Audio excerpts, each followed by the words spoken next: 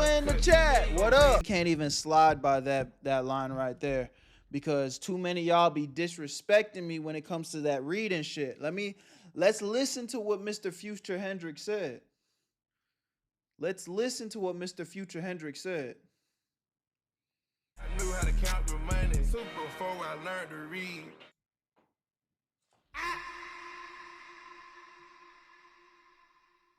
I don't want to hear nobody ever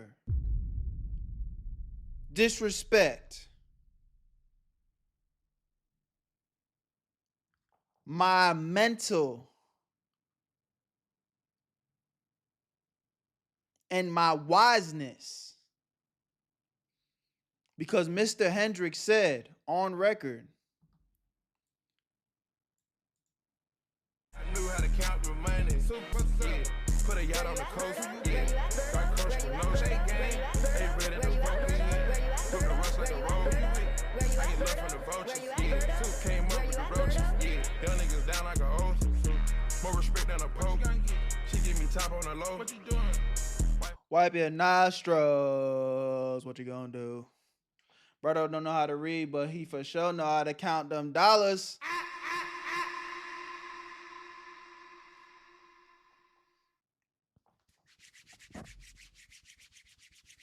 We make money.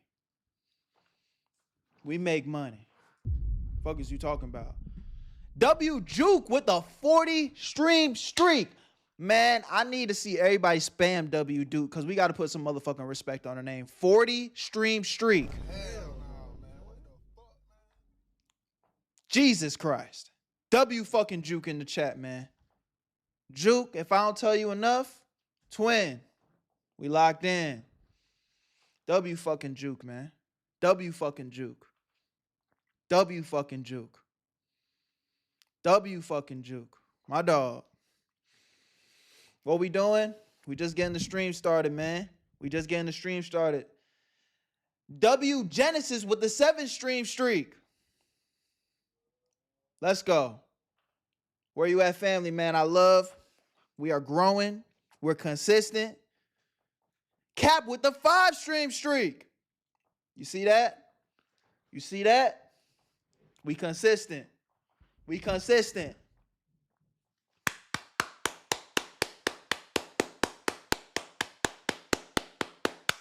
Let's go. Let's go. Let's go. Overly. What do you use for your skincare? Skin Glows.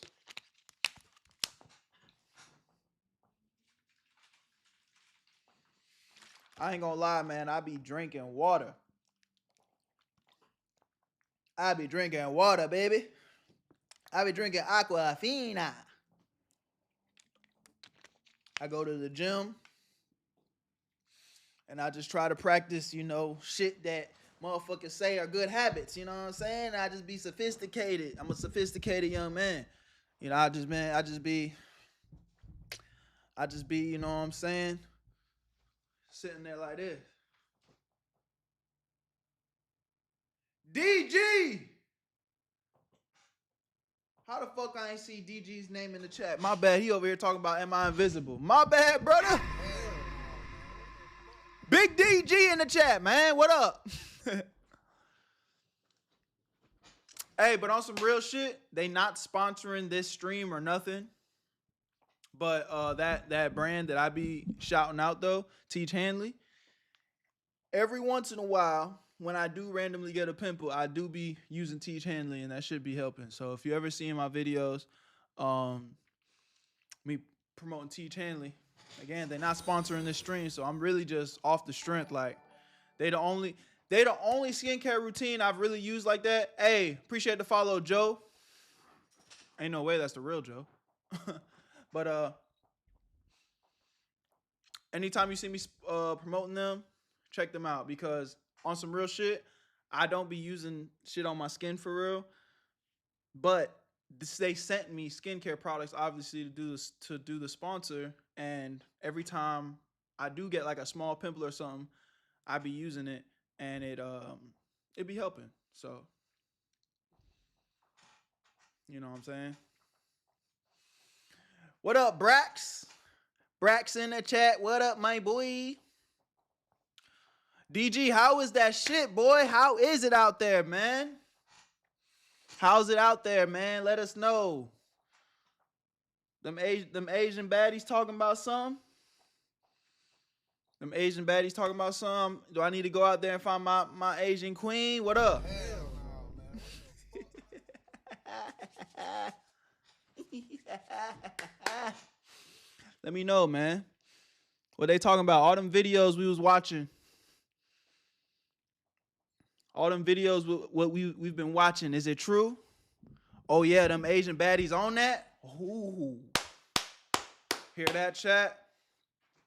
Hear that, chat? We just need to hold out and go to Japan. That's where it's at. If you ain't found your wife yet, y'all know where to go. We going to Japan. We going to Japan. I'm about to just start sitting like this. Chat. I feel like it's appropriate.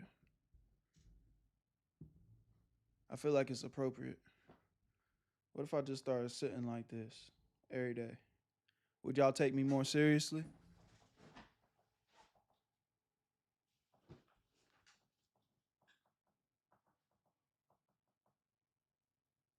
I look like a nigga that gets money.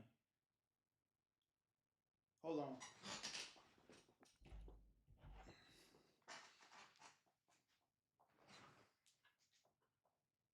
I get money. I look like a nigga that gets money.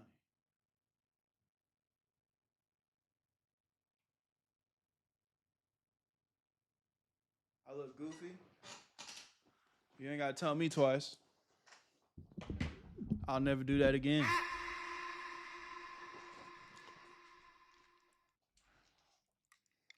You ain't gotta tell me twice. I'll never do that again, bro. My bad. My bad. Don't worry about it. Nah, you don't gotta keep saying it, bro. I heard you the first time. Certain words are triggering to me. Goofy? Oh yeah. Berto and Goofy should never be in the same sentence. My bad. See what happens when niggas try to have personality and shit? Niggas get called goofy. Nah, I'm just gonna be nonchalant. All right, y'all. Let's get right into the video. You know what I'm saying? Nigga. This is why how niggas be with their girl.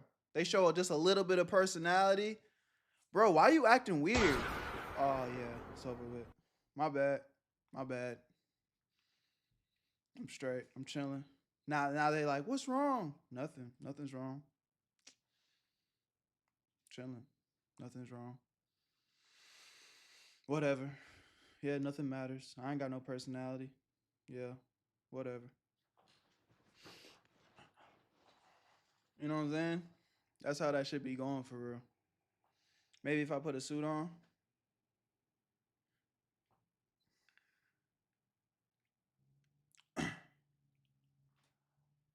Hey, say gang. How y'all doing today, man? Thursday. I just be chilling. Yo, W Oscar with the fucking gifted, my nigga. Oscar in the chat, my nigga. Oh, we 2 away from the new goal. Hey, hold on, man. Hold on,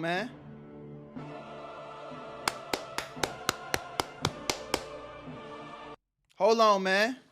Where you at, Berto? What we doing? We 2 away from that. W Oscar in the chat, my boy. React to Japanese denim baby smooth. Maybe at the end of stream, remind me. W Oscar, I appreciate you, gangsta. But as I was saying, how's y'all week, man? How's y'all feeling? It's Thursday. We about to get into that weeky-eeny. You doing homework right now? Good. Appreciate the follow, young. Bro, it says 157 out of 156. How the fuck are we 2 away? You know numbers? Ah! I learned to count the money before I learned to read. Hell no, man. What the fuck? We just talked about this. Why are you even questioning Why are you even questioning my ability to read and comprehend things? I learned to count the money before I learned to read. I need to show it to y'all again, apparently. Since you want to point out you're focusing on the wrong things. You don't rely on me. You don't rely on me to read properly. You rely on me to count that money. What's good, thinker? We're 3 away though. Oh yeah, the food here is immaculate as always. Sheesh. We really need to go to Japan. Yelena said it's been okay. IG is a puss. Had to deal with ineligibility on my For You page. Oh, they blocking you and shit? Man, you know how these social media platforms be, bro. Just on that bullshit, bro. It's like it's such a blessing to do this, but at the same time, these platforms be tripping. Hope you had a good day. I'm having a good day, man. Another productive day. You know, feeling good, overly blessed. Just excited to get to it.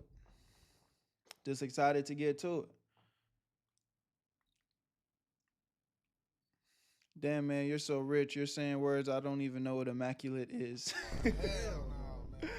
Oh, hell no. Imagine being so broke you couldn't even say the word immaculate. That shit don't even sound right coming out of your mouth. Immaculate.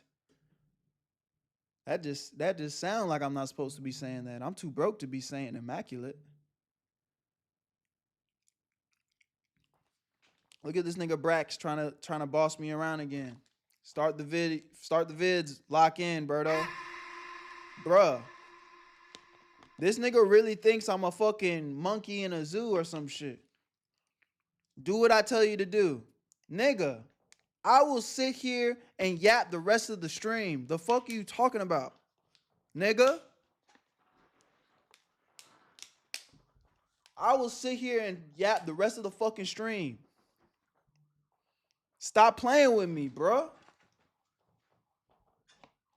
Nigga acting like I'm just a fucking, you think just because you watching me, nigga, I just gotta get up and do what the fuck you tell me to do, bro? My chair feel like it's like weird. Might be time for a new chair, chat. Oh shit.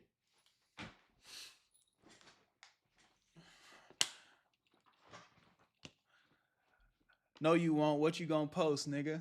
Oh shit. Hell no, man. What the fuck, Oh man? shit, you might have got me there. Nigga, I just record that shit off stream, bitch. Now what? What you gonna do when I do that? I'm gonna just yap the whole stream and not record my vids tomorrow off stream. Then what you gonna do? Nothing, nigga. Okay then. So, anyone have a favorite food or snack? By the way, yapping with Berto is fun. That's what I'm saying. Honestly, on some shit, sometimes I be feeling like I be having more viewers when I'm talking. I feel like I be having more viewers when I'm talking, and then as soon as I start watching the video, my shit dip for real.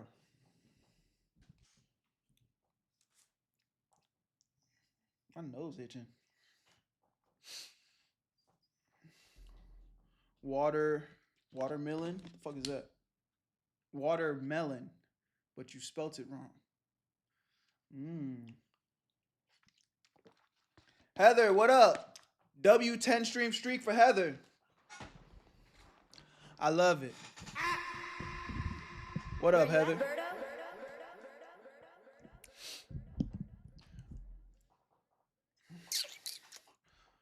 All right, well, not because that nigga Brax told me to, but I'm ready to get into it.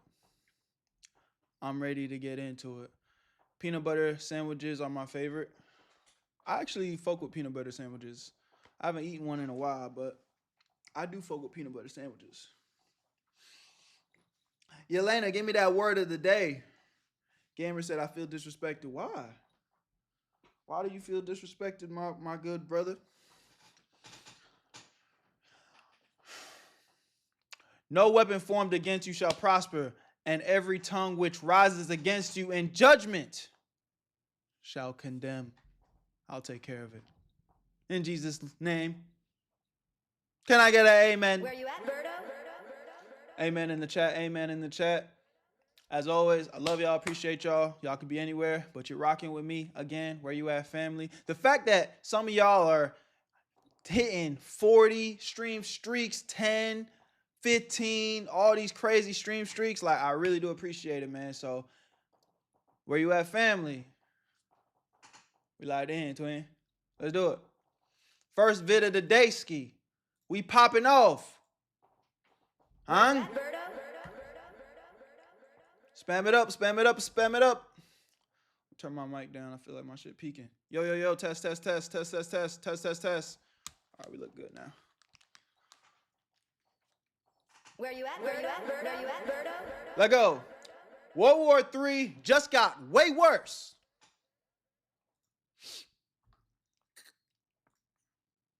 Oh, shit. Oh boy, ladies and gentlemen, it seems as though that the US-Iran war has gotten so much more worse, and we are now verging on into territories of which we cannot retreat from. This is bad. The US-Iran war is widening fast. What started as a conflict between 3 countries has now dragged a staggering 13 into the fallout. And I just gotta say, after seeing and absorbing various medias related to this war, I now have a better understanding as to why all these countries and regions are involved, and that's because Iran is crashing out. Basically, they're threatening to destroy the Strait of Hormuz, which is basically, quickly sum it up, is a waterway necessary to transport vital energy supplies like oil. In fact, based off of what I heard, 20% of all the global oil transported is transported through this strait, and many Asian and European countries use this for their energy production to keep their societies alive, essentially. So if that is threatened, a lot of countries will starve in under a year. And Iran is basically saying, hey, continue with this war. You'll see just how far we're willing to go. We will starve you out. And today marked a major escalation because Iran struck UK military bases in Cyprus. Yo, these Iran niggas, they not fucking playing. Meaning, for the first time, this war has now officially touched European territory. And they're only doing that because basically they've also said any country within their perimeter, their radius, that their ballistics missiles can reach, they will be attacking US military bases because, hey, you're in cahoots with the USA. And we do not like that. Essentially, a lot of this is collateral damage. Now, in Oh, man. I'm talking. Hey, this is for the nigga that left a comment in my last video talking about, oh, the title is misleading because we're not in World War. Nigga. 1, it's a title, but 2, you see how this shit escalating? Now, I'll say this. I don't want nothing bad to happen. I don't want to enter a World War III. But this shit's starting to escalate. This shit's crazy. And I also want to say thank you to everybody that has been commenting on the video and leaving me a lot of information. I just want y'all to know I've been reading it, and I'm actually a lot more knowledgeable on the situation. So y'all feel free to keep informing me on what's going on. response, the UK has authorized the United States to use its military bases to help destroy Iran's missile systems, and a member of the European Parliament for Cyprus is already calling for action. Cyprus is an EU territory, and one attack on a member state should be considered as an attack to the entire European Union. This is how we gradually slide into something that becomes a global phenomenon, and we don't want this.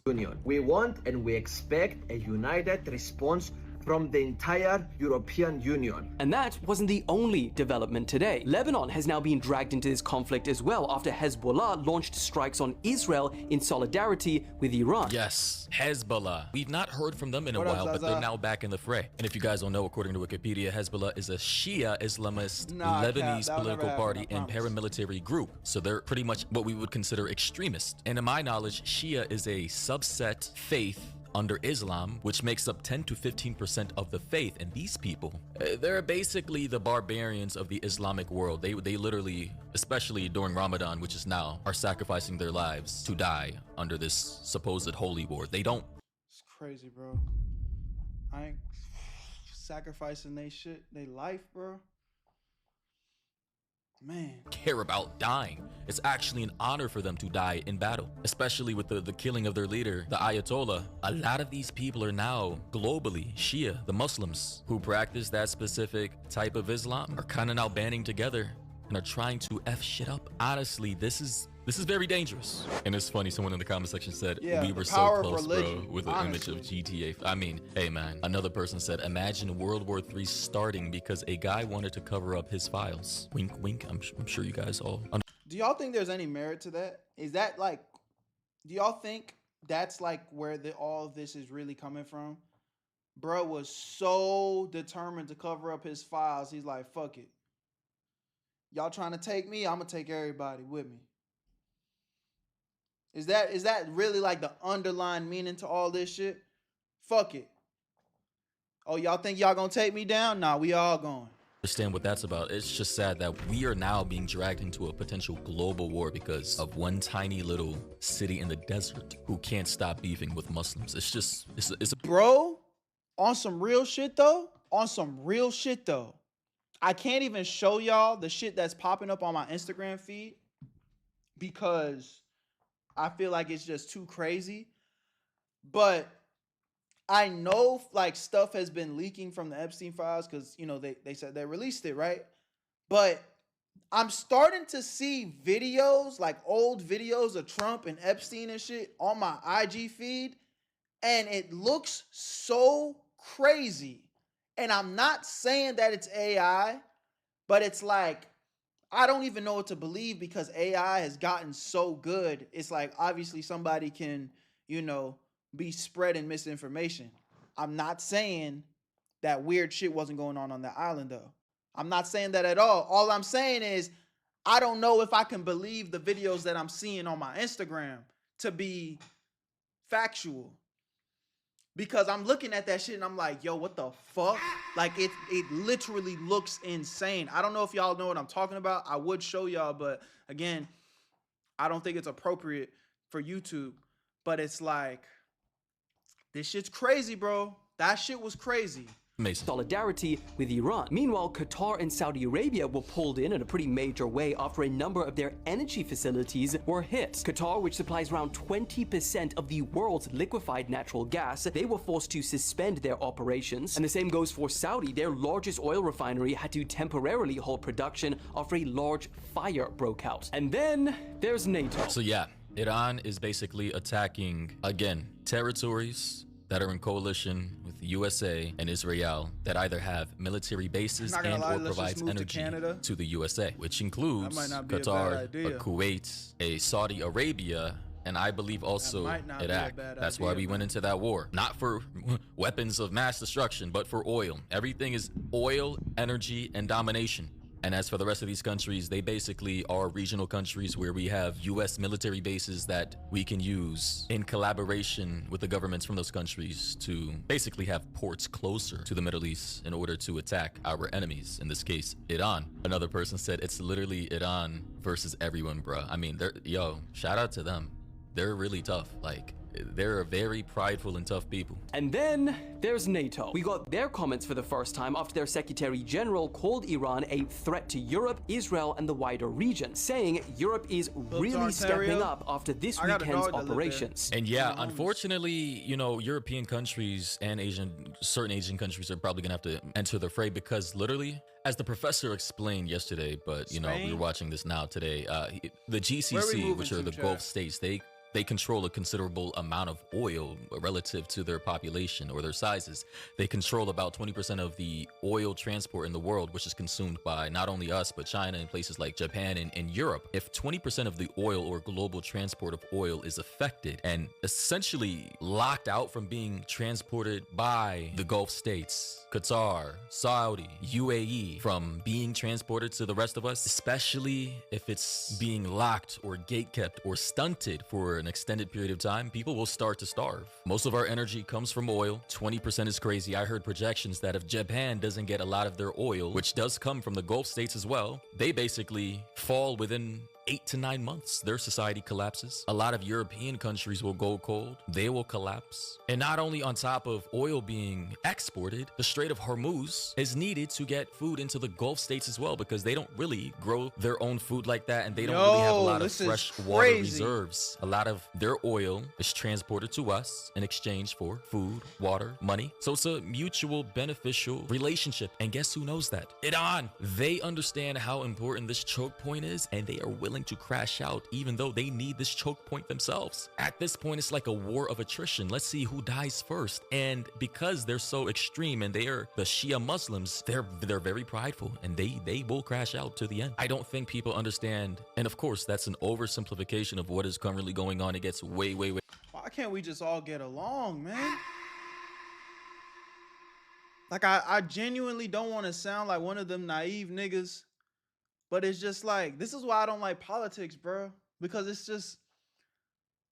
just, mind you, it's politics and religion, honestly, bro. And I'm not saying this because I'm not religious. Like, you know, I'm religious. I believe in the Lord, like, honestly. But motherfuckers really get so hateful and so greedy and so, like, disgusting when it comes to this shit, bro. This shit be brainwashing niggas to just forget that, yo, we all humans on this earth, man. Fuck, man. Shit crazy. Shit is wicked, man. Way more deep. But we are now being dragged into, again, a global conflict because certain people in the desert of a specific faith in our country who supports those people can't stop beefing with Muslims. They also feel threatened by Iran having so many ballistic missiles and their nuclear program, them wanting to create nukes for themselves to have more power. You know what needs to happen, bro? And I'm not even trying to be funny, but just on some, like, well, I guess I am trying to bring a little humor into it, but it's like, on some real shit, if we were to just go into a worldwide apocalypse, like on some zombie shit, and again, I'm not trying to make fun of a light situation, but we would see how quickly, like, how all this bullshit would go out the window. You know what I mean? Because if it was like humans against zombies, everybody would just tighten up and be like, hey, how the fuck we get rid of the zombies for real? You know, for all of my anime people, this might feel a little bit, again, out of place, but it's like, you saw how quick everybody linked up and got on the same page when niggas had to take out Madara. Everybody's like, hold on, man. This force, this enemy is bigger than all of us. Why the fuck are we fighting? We stronger together. We stronger together, like, and then all of a sudden, now everybody cool, and instead of it being the United States, it's the goddamn united world. Hey, man, again, I'm not trying to make light of a situation, but there's just kind of some truth in that. There's some truth in that. If we all had, if there was just one big, you know what? I'm not insinuating that this had happened, but low key, I think for wars to stop and motherfuckers to truly unite, we do need an enemy that, or like aliens or something. See, I'm starting to sound crazy. Motherfuckers gonna think I'm playing, but it's like, I'm just actually putting a thought piece out there. Like, if we had an enemy to the earth that was bigger than all the bullshit that we be complaining about, everybody would lock in. But again, let's now I'm over here it's like this is sounding like Tooth Fairy talk, so let me shut the fuck up. We're in the region. It's a whole mess. And this professor right here from Predictive History, Professor Jiang, I believe, formerly from China, now he's in Canada, he genuinely believes we may be entering World War III. There's NATO. We got their comments for the first time after their Secretary General called Iran a threat to Europe, Israel, and the wider region, saying Europe is really stepping up after this weekend's operations. But when asked if NATO forces would get involved in this situation, he made it pretty clear. He said this is being led by the United States and Israel. So for now, NATO is staying out of it. But of course, as the situation develops, I'll keep you guys updated. So NATO is staying out of it for now, quote unquote, but I believe they're already involved, because once energy production reaches a point to where it's not sustainable and the Strait of Hormuz is in a point to where Iran is not willing to back up and allow oil to be exported from the Gulfs and imported into these countries, a lot of people will start to suffer. Gas prices will start to significantly increase, and that'll affect food prices. And once food prices increase exponentially and oil prices, gas prices increase exponentially, and people start hurting in the pockets and people start starving, then that's when governments will have to get involved and a lot of bad shit will start to pop off. And I don't want that. Someone here said in the comment W section, Pegger, said, 20 so Street Trump has Street, my successfully dog. started World War III. As much as I'd like to kind of say, hey, that's an exaggeration, potentially in a way, yes, but via indirectly by supporting Israel in their efforts to try and destroy Iran. And I want people to understand, it's not because Israel is kind-hearted and they care about the people of Iran and they want to destroy an oppressive regime. No, they couldn't, they don't care. They didn't just all of a sudden gain a new set of morals. It's because they want regime change so that they can insert their own politicians to have control of Iran, insert their own little puppets in collaboration with the US so that they can have more power. And so that Iran is no longer a threat and that they can have more regional control over the Gulf states. Expansion, more oil, more power. And supposedly this whole thing is supposed to die down in 4 to 5 weeks, so I heard. Hopefully that happens, but it does not look like Iran is backing down. It looks like they're willing to fight to the bitter end, so we'll see what happens. But if you guys Word, man. Y'all let me know what y'all think in the comment section. I don't know what's going on. I'm tripping. Love y'all. Appreciate y'all. Where you at, family? Again, keep giving me y'all feedback. Y'all genuine thoughts on the subject, bro. But again, I just come from a place where it's like I want to know about it. I want to learn about it, but I also want to, it's like what can a nigga do? What can a nigga do?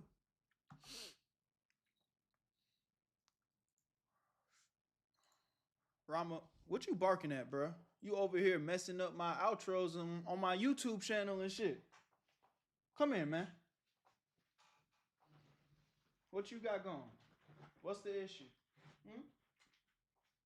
What's the issue? Who got you barking, man? Who got your attention? Who got your attention, big boy? What you tripping about? Ain't nothing going on.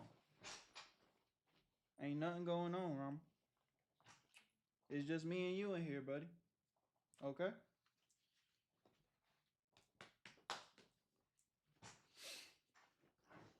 He disagrees with what you had to say.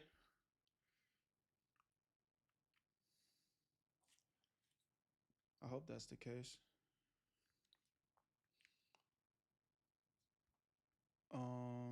I gotta put this in here real quick. Bird reactions.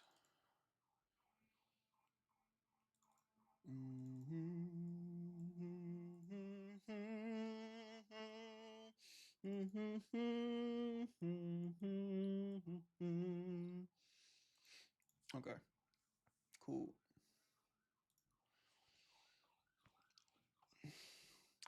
I got a feeling AI gonna start that shit. The dead will rise, then Terminator gonna be a thing. Hey man, like I said, it's like I was talking that talk mid video, but then it just starts sounding like fairy tale bullshit, and then I'm like, okay, I already know YouTube's gonna get on my ass. Them niggas gonna be like, oh, you're not taking anything serious, and blah. It's like, no, bro, I am, but I'm also just referencing back to some bullshit that actually has some truth in it. And then if that shit were to happen, now we all looking around like, oh shit, what we thought was impossible just went down. I want a dog so bad, but I can't afford to take care of one. So you shouldn't get one, unfortunately. You know? Like, that'd be the thing. Everybody want a dog, but that responsibility, it can be an inconvenience if you're not ready for it.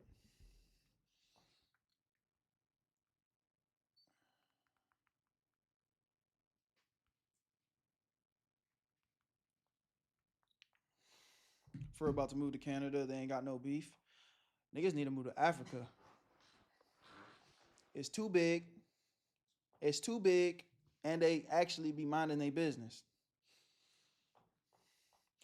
Berto, I know a lot about what's happening in the Middle East for the past 10 years. From my POV, I'm spending like 60% of my day in politics, and I'm very interested, and I like it. If you need, I can explain to you sometimes in Discord or something what happened, since I won't be here because I will annoy everyone. Not for sure. We might actually be able to do that this weekend when I'm like chilling. If you're in the Discord, just send me a message for real. I'd be curious to get some like actual feedback for real. I've been reading a lot of the comments on YouTube though, and clearly it's pretty mixed. But what's good, Master?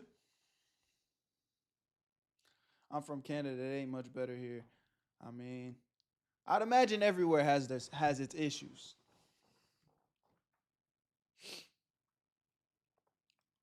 Why you laughing, Yellow? Oh, not gonna answer my question, gang. It's cool though. What was your question? I missed it. Berto, how do you train that cute dog? Or how did you train him? I mean, with any dog, the best time to train them is, when they're a puppy. I had Karama when he was only 2 weeks old. So, I was just on him every day. And then now it's like he's like virtually perfect now. But the only thing that's Rama is not good at is when I'm walking him, he be pulling. Like he's a puller. And I don't know, like every other dog I've had in my life, I didn't really have that issue. So I kind of don't know how to fix it. And now Karama's 4 years old, so it's kind of bad.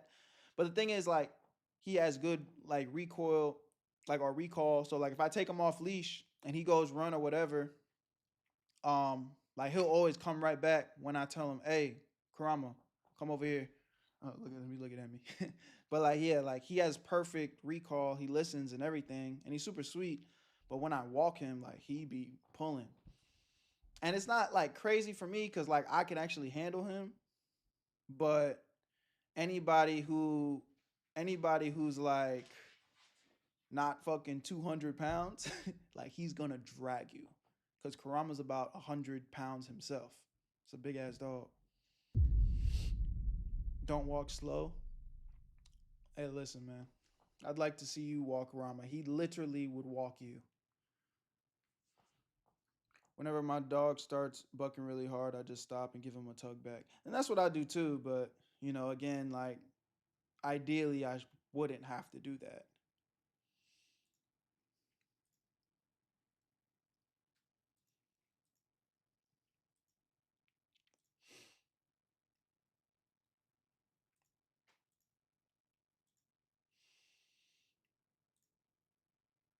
All right, let's get into the next joint. You think I should get a dog? I mean, if you can afford one. Only if you can genuinely look at your lifestyle and say, I can manage it, I can walk it, I can, like, say what you want.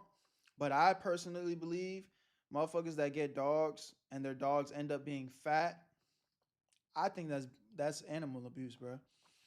There's no reason why a dog should be overweight. And if your dog is overweight, some of this might trigger some of y'all, but that means you're neglecting your animal and you're not giving him enough exercise and he's not going outside enough. Like at the end of the day, it's an animal, bro. Berto's a homebody, so he got time, not gonna lie. That's true. That's facts.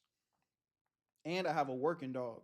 Like Karama has so much energy. I literally have to run like 2 to 4 miles every single day with Karama. So just walking Karama is a workout on top of my normal workout. Not gonna lie, fat cat pisses me off. That's what I'm saying. Like you be seeing as like that's low key animal abuse, bro. Not even low key, it's high key. Like the animal in their natural habitat wouldn't look like that. And I know it's a pet and it's domesticated, but shit, they wouldn't look like that though. They'd be running around and shit, getting them calories off. But hey, I know that might trigger some of y'all, but hey, you know, it is the truth though, in my personal opinion. Let's get into this next joint. Come on, spam up. Where you at, Berto? Where you at, Berto? Where you at, Berto? 3, 2, 1. Ellen just tried to come back. She totally failed. So it has been 1.5 years since Ellen released what she described as her very last stand-up special, For Your Approval. This of course was Ellen's big clapback to her detractors, haters, whatever you would like to call them, after she was outed for being yet another power-hungry tyrant in the entertainment industry. Basically, Ellen treated anyone around her How do y'all who feel wasn't a about Ellen? celebrity like Let me dirt know in the underneath comments her right now. shoes. And immediately in her last comedy special, she chose to play the victim in the funniest way possible. Ellen DeGeneres finds herself at the center of a storm of controversy. Being accused of going too far, too gay. Yes, Ellen really acted as if going too gay was ultimately the reason for her cancellation. You know, I'm sure it had nothing to do with the fact that she branded herself and earned hundreds of millions of dollars based on this nice person facade that she kept running for decades. The woman's catchphrase was literally, "Be kind to one another." She would say that literally every day at the conclusion of her show. I always end each show by saying, "Be kind to one another." Breaking news tonight. Is the Queen of Nice really the Queen of Me? And then it turns out there were dozens of accusations of her being a Karen witch, both professionally and when she was out in the general public. Who was she? I thought she was the sad version of Steve Harvey. Hey, that's funny. Toxic, phony, hypocrite, liar. That's what Damn. she is. This environment, this toxic culture You look like a toxic, phony, hypocrite liar. Let me chill. that she created in the office has been going on for 16 years. In 2018, Dana DiMatteo flew from Chicago to Los Angeles and was delighted to be picked out of the audience to have some fun with Ellen. But then she says she was shocked when she was briefed on the comedy bit by the producers. They tell you, you can't be smarter or funnier than Ellen. She's the comedian and the star, not you. She emailed the owner of the restaurant and complained about your chip nail polish. What? And I was like, what? So essentially, Ellen was one of the first people to be genuinely cancelled, and once she was outed for being a big meanie, her show's ratings went down the shitter. And even her other daytime show, Ellen's Game of Games. Imagine, like, this might be a hot take. This might be a hot take. What up, Major? Welcome to the stream. This might be a hot take. Some people are going to get mad. Watch this. Watch this. Hell no, man. What the fuck, man? Ellen got canceled for being normal.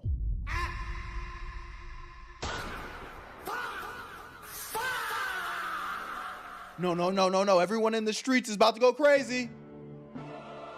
Hear me out.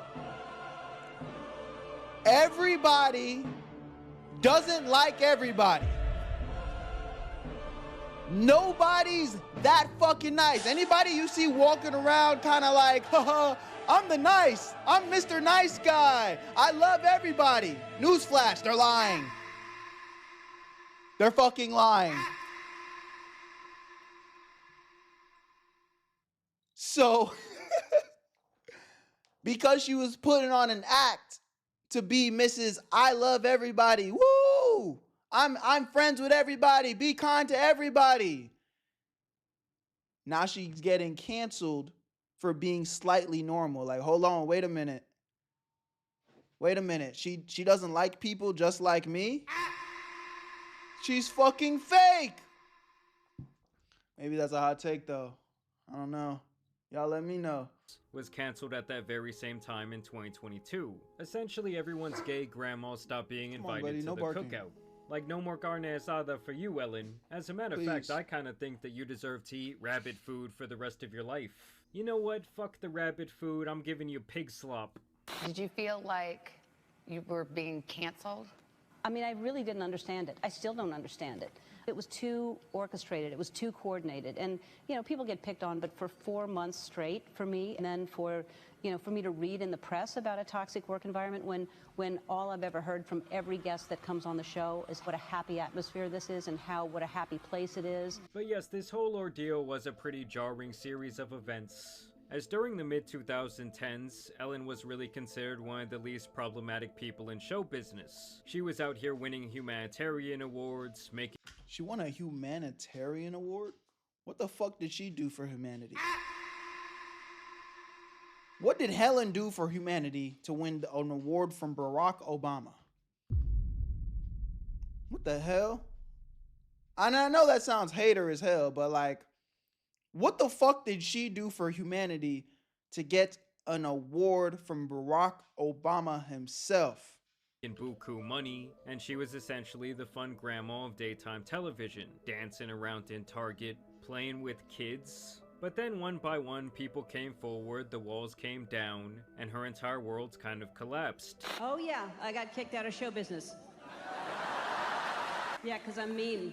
No mean people in show business. As really did the facade of the... You know they had the speakers in the back just playing all that laughter because she didn't say anything funny. Oh yeah, I got picked out of show business. I didn't hear the joke. Why was everyone... Who the fuck was laughing at that? You know they just had the speakers in the back, bruh. The entire entertainment industry in general. I mean, now especially with all of the Epstein She gave stuff, them kids on an island. Hollywood, as well as many of the elites of the world, are really more under fire than ever before, as it's like this huge spotlight has now been shined on some of the biggest public figures on the planet. But we will get back to that idea in regards to Ellen here in a minute. Either way, it was so funny to me how disgraceful it was for her to use her final breath to try and save face this way, acting as though she was being unfairly kicked out of the entertainment industry for being too blunt, pulling both the gay and the woman card. For those of you keeping score, this is the second time I've been kicked out of show business. Can't be gay and be in show business. Mean, old, and gay, the triple crown. I have OCD and ADD. I'm honest, I'm generous, I'm sensitive and thoughtful, but I'm tough, and I'm impatient, and I'm demanding, I'm direct. I'm a strong woman. The essence of the special. She just got on stage and trauma dumped and everyone started laughing. What the fuck? She's not even telling jokes. She's just on there trauma dumping. That was her comedy special? Fucking a therapy session? Niggas paid for her to just get on stage and trauma dump? Man, I'm in the wrong industry, man. How the fuck I do that? I want to go on stage and just fucking say sentences. The cat walked across the street. Ha ha ha ha ha. Give me money. Really was totally alive. So overall, the entire special was a steaming pile of dog crap, and it did not make the splash that Grandma thought that it would, as she really came off as entitled, arrogant, deeply out of touch, and completely unapologetic. And both critics and fans alike were left disappointed. And then to make matters even worse, it's really no secret that she had this very public relationship with Diddy for years, who has congruently lost public favor at a rapid pace due to being exposed for his not-so-private life. And his expose coincidentally actually happened right around the time that Ellen's special came out. You know, they really killed those two birds with one stone. So tell me about your She was definitely at the Diddy parties. birthday party. Am I invited? Yes. Why don't you have one here on the West Coast? Because I work all the time. Okay, well, maybe I have one at your house. Where's that?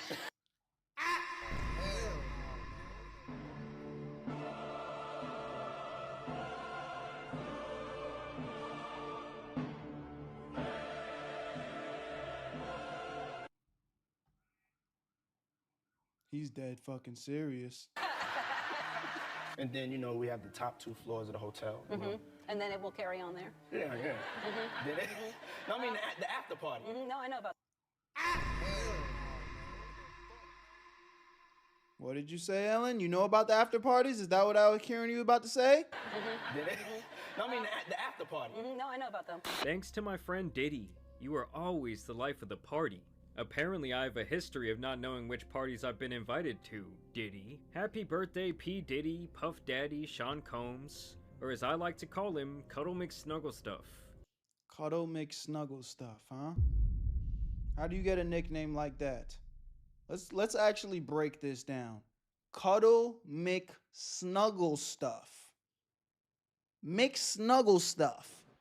How do you guys think he got a name like that? And why does Ellen know about it? And why does she say, as I call him? What is he snuggling? Where is he snuggling? And why do you specifically like to call him that? Yeah, man. This shit was happening right in front of our faces, chat, the whole fucking time.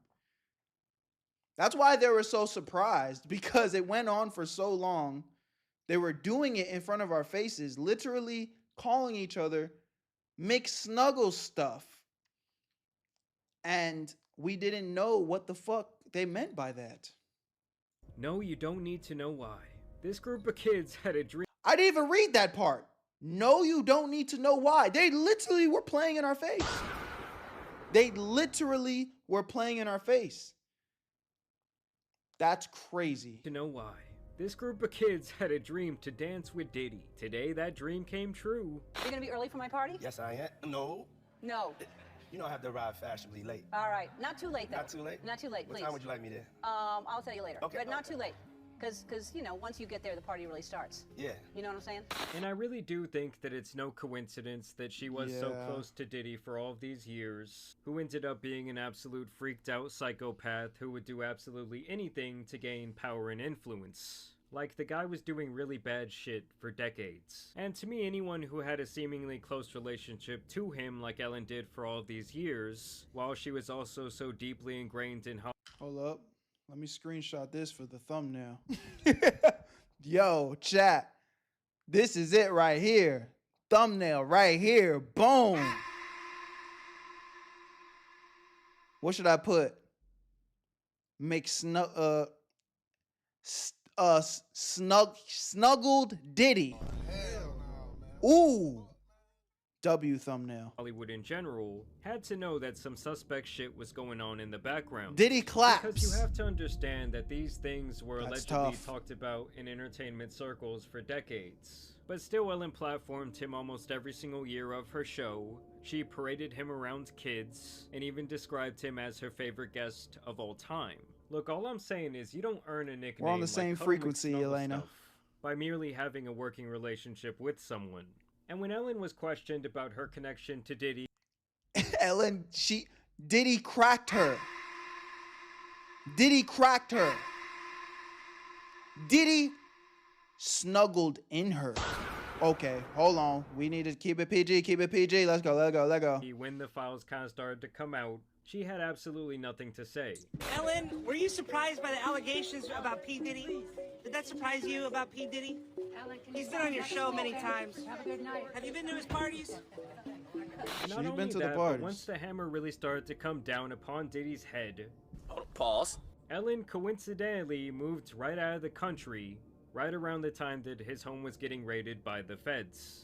And eventually all of the things that Diddy was doing in the dark would come to light, as we all learned that Sean Combs was a prolific abuser of multiple people. When Combs didn't get his way, he was violent, and he subjected victims to physical, emotional, and verbal abuse so that they would participate in the freak-offs.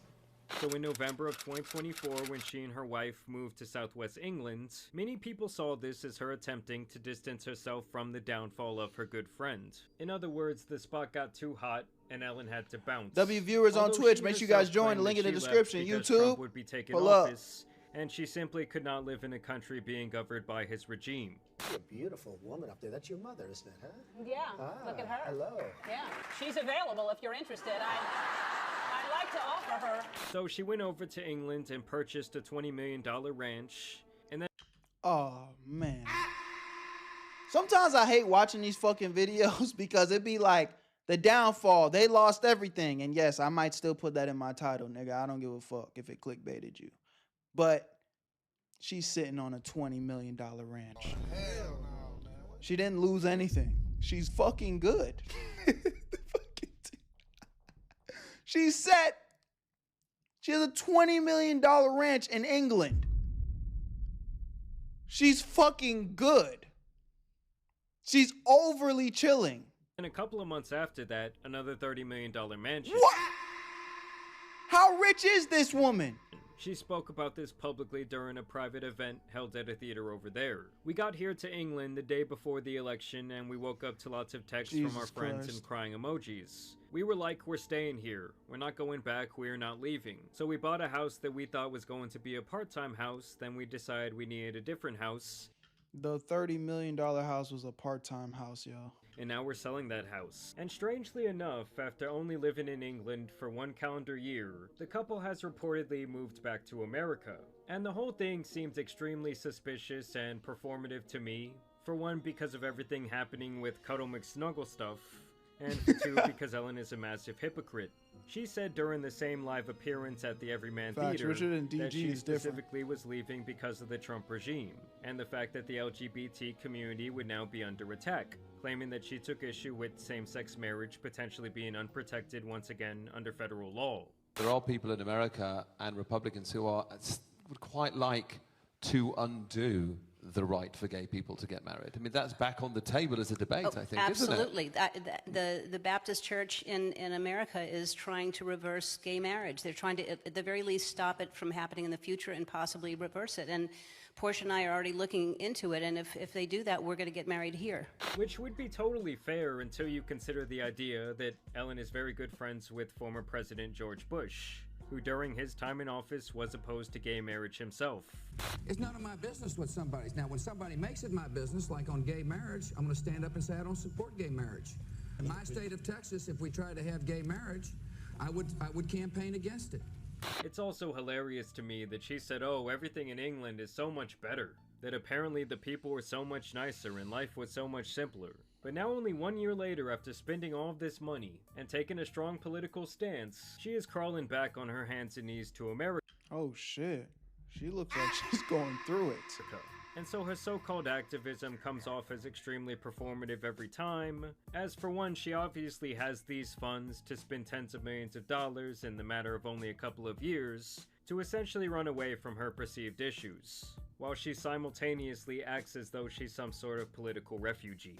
And secondly, I really do think that she moved across the pond simply to flip these mansions. Like I said, she lived in the first one for only 1 month, while also simultaneously hiring and managing a 70-person project to renovate the home in 10 weeks, before listing it for $10 million more than she had paid. While all along, Ellen had the goal to act like she was living that farmer life, when she was clearly not cut out for this shit at all. Hello, sheep. You're not supposed to be in here. Stop it. Ellen, stop it. Why do they try to play with us like we're fucking idiots, bruh?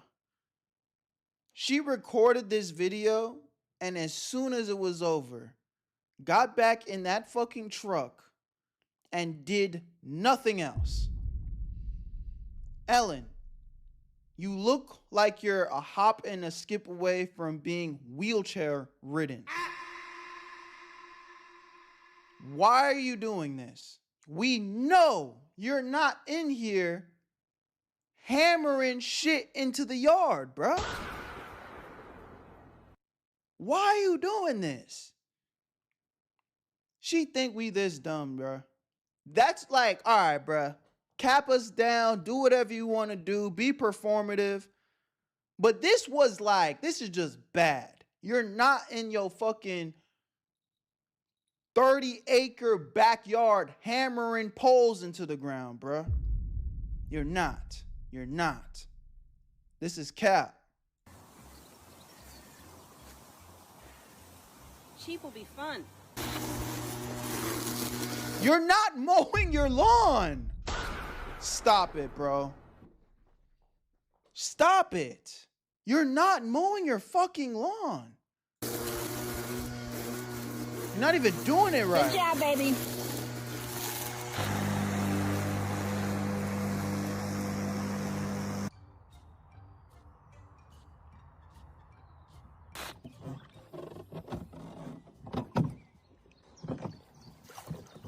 I don't even think you're doing this. You're paying somebody to chaperone you in your lake, in your backyard. She's not doing the rowing, bruh. You can do it, baby. We're going in a circle.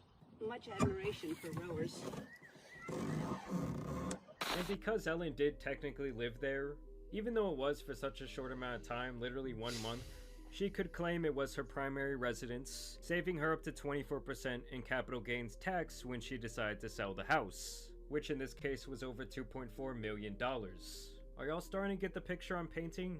And you have to also keep in mind that she has flipped over 50 This was from the Epstein files, y'all. mansions in the last 20 years, owning 24 houses in Southern California alone. And even in regards She was touring the Epstein mansion. to her flipping this first house and buying this other mansion, she was completely disingenuous about that as well. Trying to claim that they simply had to move because there was not proper room for her horses on the first property, which is something I think you would consider when you're shelling out $20 million. You know, in reality, I think the little weasel had the quick flip plan all along, and then she just also wanted the social brownie points to boot. And that's not to even mention the fact that she pissed off a bunch of locals there, including the local government, because she did not get the proper permission to do this quick flip of hers. And then the biggest issue she ran into is that she might have disturbed ancient Roman remains. And then also the fact that she put this massive wire fence around the property that people feared would create serious flooding issues for the rest of the village that she was living in. And funny enough, months after this renovation, while this farmhouse was still sitting on the market, a flood did actually hit the area and completely surrounded the estate she was trying to flip with polluted water. So, What the fuck? Montecito is under complete evacuation, the entire town. This is crazy. This creek next to our house never flows, ever. It's probably about 9 feet up, and it's going to go another 2 feet up. We have horses ready to evacuate. We need to be nicer to Mother Nature, because Mother Nature is not happy with us. And if that is not beautiful karma by nature, I do not know what is. Now, to go back to the comments that I made earlier, there have been a lot of unfounded rumors circulating online in regards to Ellen and the islands. But so far, she has not been listed explicitly at all in the files that have been released. Although Aaron Rodgers did go on to Joe Rogan and had this to say about her show. Oh, well, you know where that is too, right? It's a similar image to that, right? No. I know Jamie does. What is it? It's on the set of a famous talk show that's now not on anymore. Oh, Ellen? Was that Ellen? Yeah. Really? Just look at the temple and then look at the... Let me see Ellen's background. Let me see. What? Oh, similar. That looks... What'd I tell y'all? That footage that Jamari showed in his video, bro. That was Ellen in the fucking Epstein mansion, chat. I'm telling you. The quality and everything looked the same. That was her in the Epstein mansion. I'm trying to tell y'all niggas. Hold on, can I find it again? Nah, it's over with. Y'all let me know what y'all think in the comment section. Love y'all, appreciate y'all. Where you at, family? I ain't gonna lie, Ellen went out sad, man. All she had to do was just keep it G real. She got canceled for being... She got canceled for being mildly an asshole. That's funny. Of Diddy or... Next. How's everybody doing, man? I know we had some people pull up while we was in that video. What up? How y'all doing? Major mask. Feeling good? Good.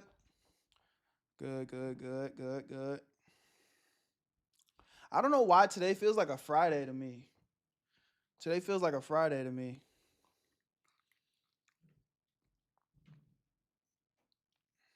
But it's a Thursday.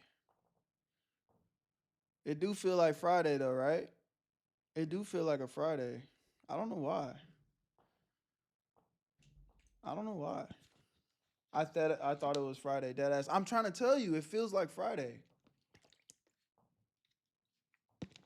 Finishing homework. Got to study for a test tomorrow. Haven't eaten since lunch. Guys, I ordered some tacos today for lunch. Guess how many tacos I ate? Guess how many tacos I ordered, bro? Nah, Torchies. Do you guys have Torchies? We have Torchies in Texas. You guys know what Torchies is? Let me show y'all so you have an idea.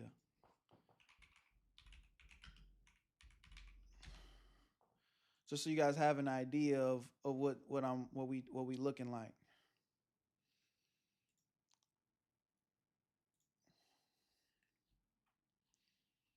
So this is like a torchy taco right here. This is actually one of the ones I got.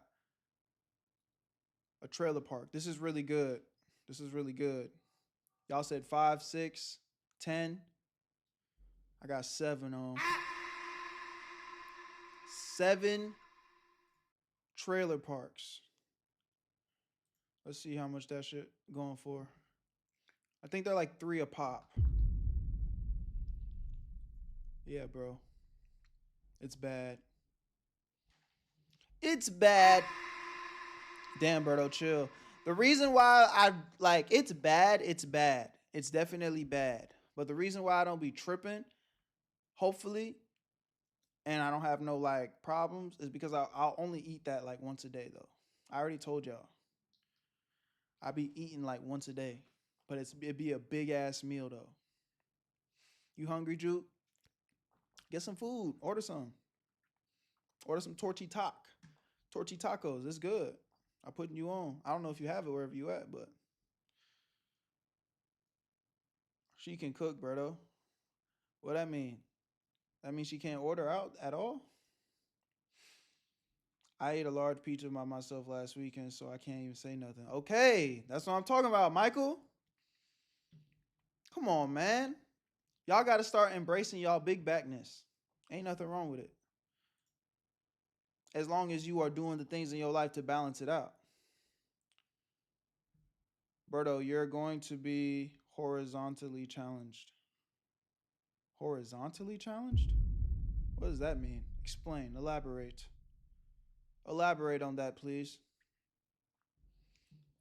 Large though, I ain't gonna lie. I can finish a medium whole pizza. A large though, we going large every time. Berto, you won't fit indoors. Means fat. I like that. I like that. You are horizontally challenged. I'm taking that. I'm putting that in my bag. Next time I have a fat joke to get off, I'm saying that. And I'm not going to give you credit. So I'm going to let you, I'll give you your credit right now. But if you're ever seeing me in a video making fun of somebody fat and I say, that motherfucker's horizontally challenged, it's going to sound super dope. And everybody on YouTube is going to think I'm so funny and original. But only you will know that I stole it from you and did not give you credit. Just letting you know that right now. That was a good one. That was a good one. Thank you.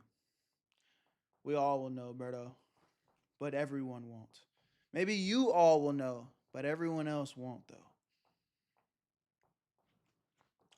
Yo, shout out to Lily, 25 stream streak. Where you at, Berto? Hey, man, y'all going dumb. W Lily in the chat. W Lily in the chat. W Lily in the chat. I love that. I love that. I love that. I love that. I love that. I love that. Oh, by the way, release the yellow files. Oh, we don't. Whoa, no. We don't want to see the yellow files. I ain't gonna lie. We don't need that. Y'all can keep those. Keep the yellow files. Not even for his own good, for our own good. We don't want to see that shit. That shit. Bro, we be sitting here watching the video, the niggas gooning to the fucking light in the back. I don't even want to know what he has going on in his personal life, honestly. Bro, you need to drop that song with Feek. I still get upset sometimes, but I still give you the best of mine. I still get upset sometimes. I know what song you're talking about. I forgot the name of that song, though. Oh, Juke playing that defense. Stop talking about my mans. That's crazy. She playing defense. She like, hold on, man. That's hey, I ain't gonna lie, clock it. That's W woman. Anytime you with your girl and one of your homies, you know, even if it's an innocent joke, even if it's just like a friendly joke, your girl really supposed to step in and be like, hey man, not too much on my nigga. We clock that. W woman. W woman. That's what you're supposed to do, queen. That's what you're supposed to do. Next video. Come on, spam up. Where you at, Berto? Where you at, Berto? Where you at, Berto? 3, 2.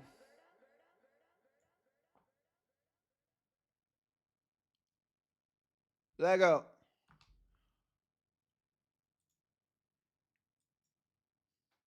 Women are shocked. Even the nice guys are done with their BS. So all the men from my previous post saying that they have found peace by being alone and they're not trying to date because they just want peace. Are you trying to say that we don't bring peace to your life? Yeah, sometimes. Can your girls sleep over at any guy's house or shower at any guy's house? Why would you even ask me that? Holy shit. Yo. Some of these women don't live on planet Earth. Can your girl, she didn't even start with sleep. She said, no, she did say sleep. She said sleep and shower. Why would you be sleeping and showering at another man's house? Any. Truthfully, I'd almost rather she just... Oh, were you dating? W Anonymous Gifter. Three out of the 4 girls I tried to go on dates with hit me with the same exact, and I bet you know what it is. 2 of these 3 girls I tried to take to coffee spots they hadn't been to before, and one of them I said froyo. All 3 of them hit me with something along the lines of, am I only worth froyo to you? You're not gonna take me to dinner? Why can't we have a luxury experience for our first time together? Why the fuck would I give you a luxury experience for our first time together? I don't even know you. At that point, I might as well just walk outside and just hand somebody $300. What? I wouldn't do that with anybody. Do y'all think y'all are? First of all, I'm not a trick. I dated Thank a you, bottle Key, for girl. the pennies. I am 2 steps ahead all. 3 pennies to be Second of all, exact. if you were serious, your priorities are so fucked up. You're looking for something and not someone. And when you fall in love with something instead of someone, that's all the relationship becomes. If you start with luxury experiences, all they're ever going to want is luxury experiences. My ex. And eventually they're going to hold you to that, using lines like, oh, you haven't taken me to dinner recently, that's why I haven't shown as much affection. Mind you, you've done it more and more and more and more since the relationship started, because she keeps saying things like, oh, well, we've only gone to dinner once this week. Of course, I'm not really like feeling too courted right now, so I'm really... We've only gone to dinner once this week. I wish my girl would ever say that thing, like, to me. I ain't got no girl, but like, if I was in a relationship and she said, oh, we've only gone to dinner once this week, I'm gonna look at her and be like, well, shit, I hope you enjoyed it, because that was the last one. Hell no, man. What the fuck? Fuck you mean? We've only gone once this week. Some would say that once a week is more than enough. just not in the mood now.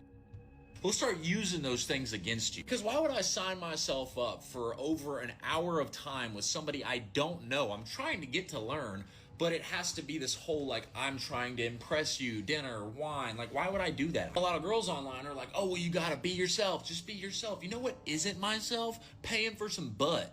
Because that's what it feels like when you're all like, you're not gonna take me to dinner instead of going to do something cute and fun where we can both get the out of there if we don't like each other. What I'm saying is, if you're looking for like transactions, like financial benefits within dating and relationships, you're all right, Michael, now you're tripping. he said once a year or 6 months. All right, gang, even I want to go out more than that. Hey, nah, Michael, step your game up, brother. You tripping. This nigga said once a year. gonna be single This nigga waiting for the anniversary to come around. forever. Somebody might court you for a couple years. Oh yeah, here's everything you want.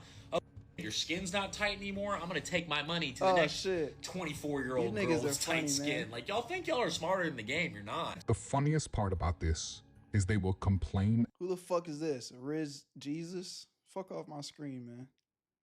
That just pissed me off. This fucking African nigga just coming on the part about this, wearing a crown. I'm not taking anything this nigga says seriously about dating. What is this? Fuck off my shit, bro. It's the end of the world. I want leadership, but don't just like boss me around, you know? Like lead me. Lead me when I'm in the mood. Is he someone that's your type? Why? What makes him not your type?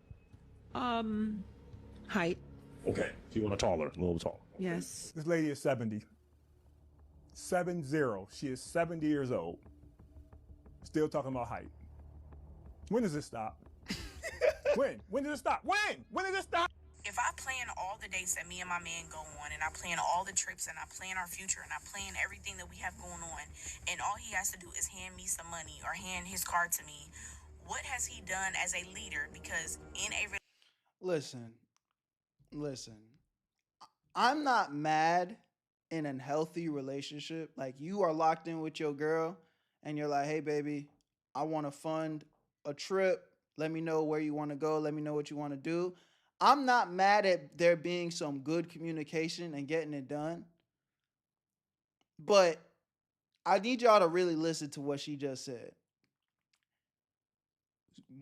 She thinks that because she makes plans that the man has no interest in doing,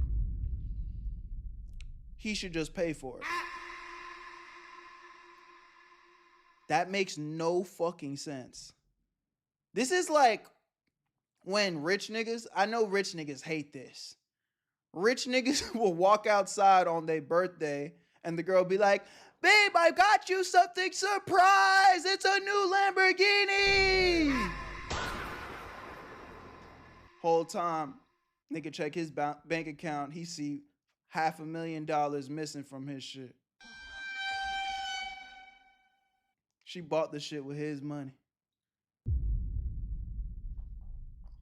Now you out there looking at the car like this. Thanks, babe. What, you don't like it? Oh my God, you're so unappreciative. Okay. relationship between a man and a woman, the man is the leader. He is the head. The mental gymnastics it takes to make... Get off my screen, brother. I honestly would have rather I would have listened to anything this AI person would have to say, but I just can't take him seriously. He's in a throne with a crown. And then they made his voice as deep as possible. Like, if it was a cartoon character, I would have took it seriously. For everything. That's what he did. It's just overly corny, bruh. Facts. And I mean this so genuinely. You didn't do anything. I hate this new age social media dribble. Is to where when people talk fast, you just go with their words and you don't actually think about what they're saying. These scenarios that you guys love to build where a man pays for literally everything and all he does is hand me his car. You totally discount the fact that he works his life away and then hands you the card. Did your parents never tell you that money doesn't grow on trees? You never heard that? He's exchanging his life force for the funds. And you're having fun with his life force. All right. I don't think it's that deep. Money ain't my life force, nigga. I'm skipping over this one. I don't like what he's talking about. Life force? Why are you talking about life force? Nigga, I'm in control of my life force, not no fucking money. Damn. And don't view men in today's society as human. And I think the saddest part about that is they actually think they're smart or of some moral high ground for this specific line of thinking. The women will get on here and swear that they want to dismantle a patriarchy that negatively impacts everybody in this society, but they don't want to dismantle the parts of the patriarchy that directly benefit them. They don't want to dismantle men having to pay for dates. They don't want to dismantle men having to be financial providers. They don't want to dismantle not having to be emotionally responsible for their male partner because society looks at men who actually feel their emotions as weaklings or even attack their sexuality. So most of these women are too ignorant to realize that they're directly participating in the patriarchy that they hate. or at least they get online and pretend to hate to seem like they have moral superiority for their own egos. You better pay attention to me tonight. I'm so sick of this. Oh my god. Touch a boob, buy a drink. I mean, it's like very simple. She's so mad. Okay, why is she mad? Well, because she got all dolled up. See that tight fitted orange dress, right? Did her hair, went to the nail salon, got a special little mani-pedi, you know. Maybe did a little waxing because she thought she was going to get funky that night, you know, right? And she went out, and no one is giving her any time. Attractive. Hey, if you didn't know, let me put y'all on game. Unrelated, but it was triggered from what she said. I'll tell y'all right now. Appreciate the penny. I'll tell y'all right now. I don't care what she says, and I don't care what she's telling you, nigga. If your girl is getting a wax and you're not a part of the celebration, like think about this, think about it. Your girl's like, hey babe, I'm about to go get a wax. But she's going out that night. Better yet, she's going on a girl's trip with a wax.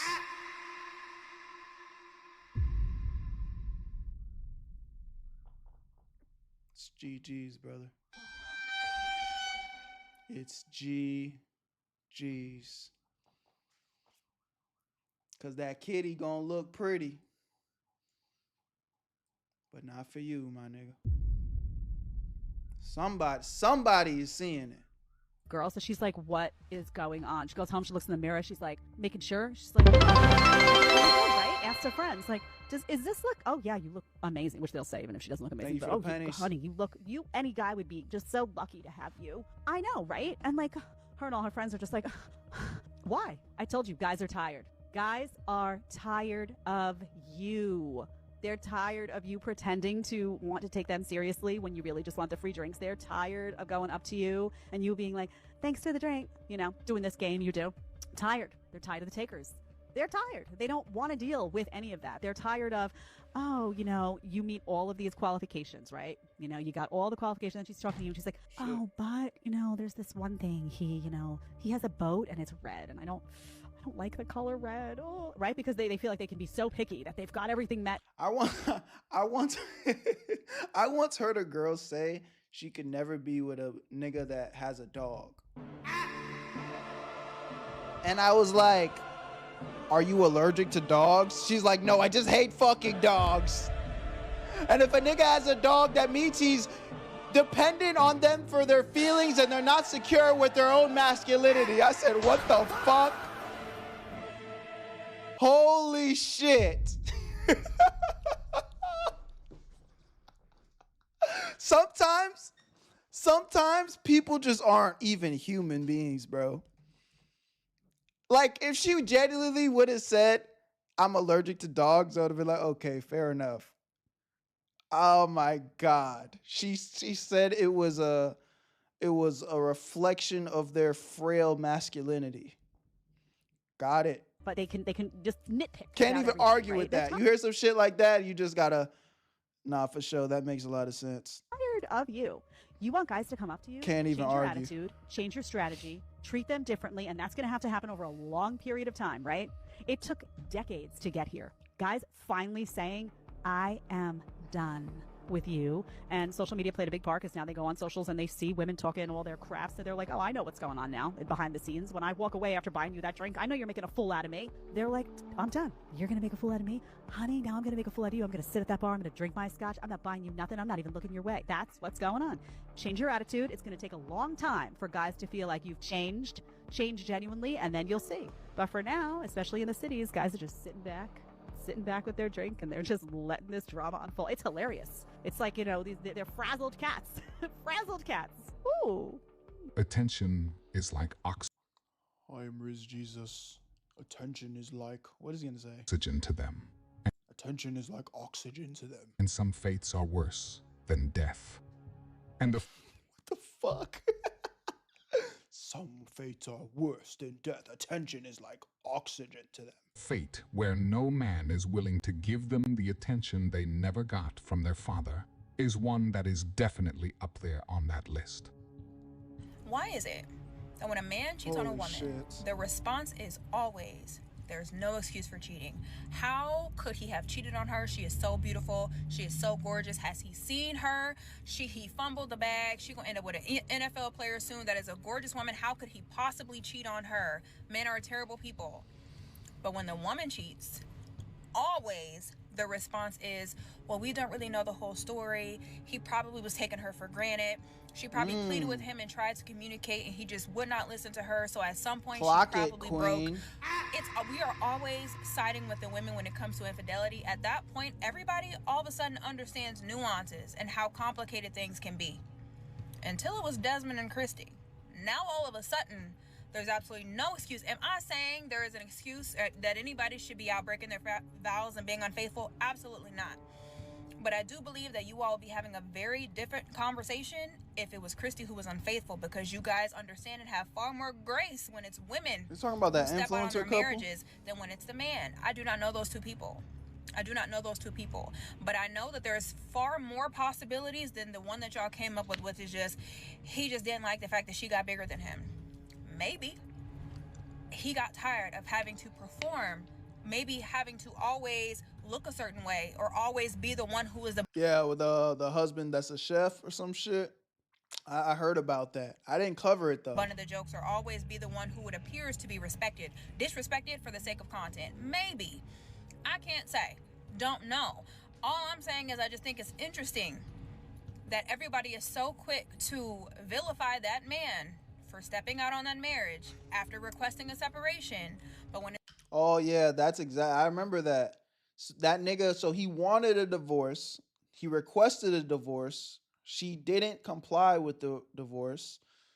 And then however long later, he was clapping some other hoes' cheeks.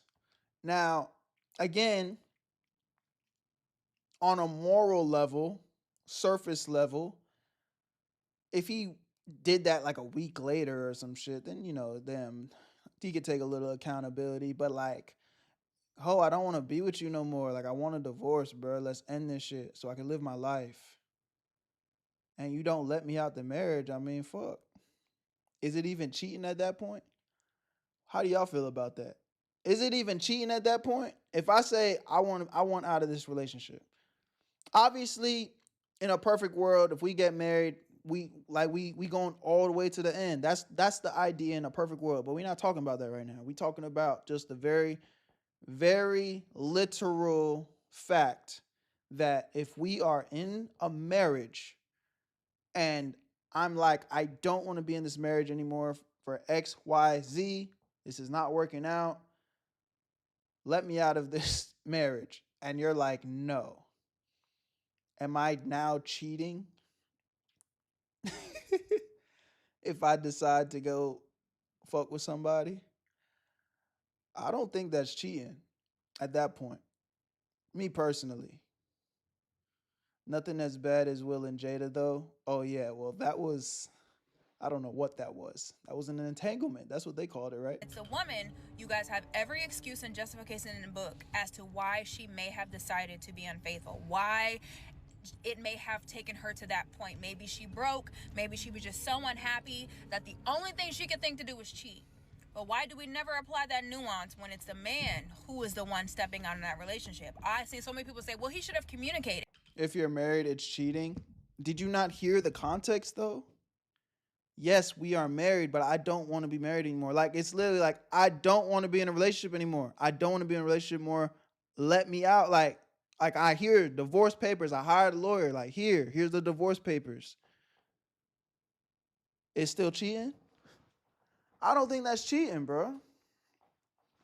I don't think that's cheating. Unless he's on some bullshit where, you know, he says he wants to get a divorce, but then he comes back and he fucks his wife and, you know, he's on and off with his wife and, you know, like he's, you know, if he's playing that game, then fine, that's cheating.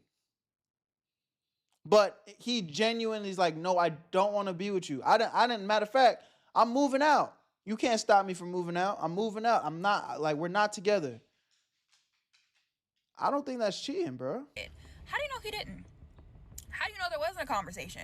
Because in order for him to have requested a separation, something had to have taken place for him to ask that of her.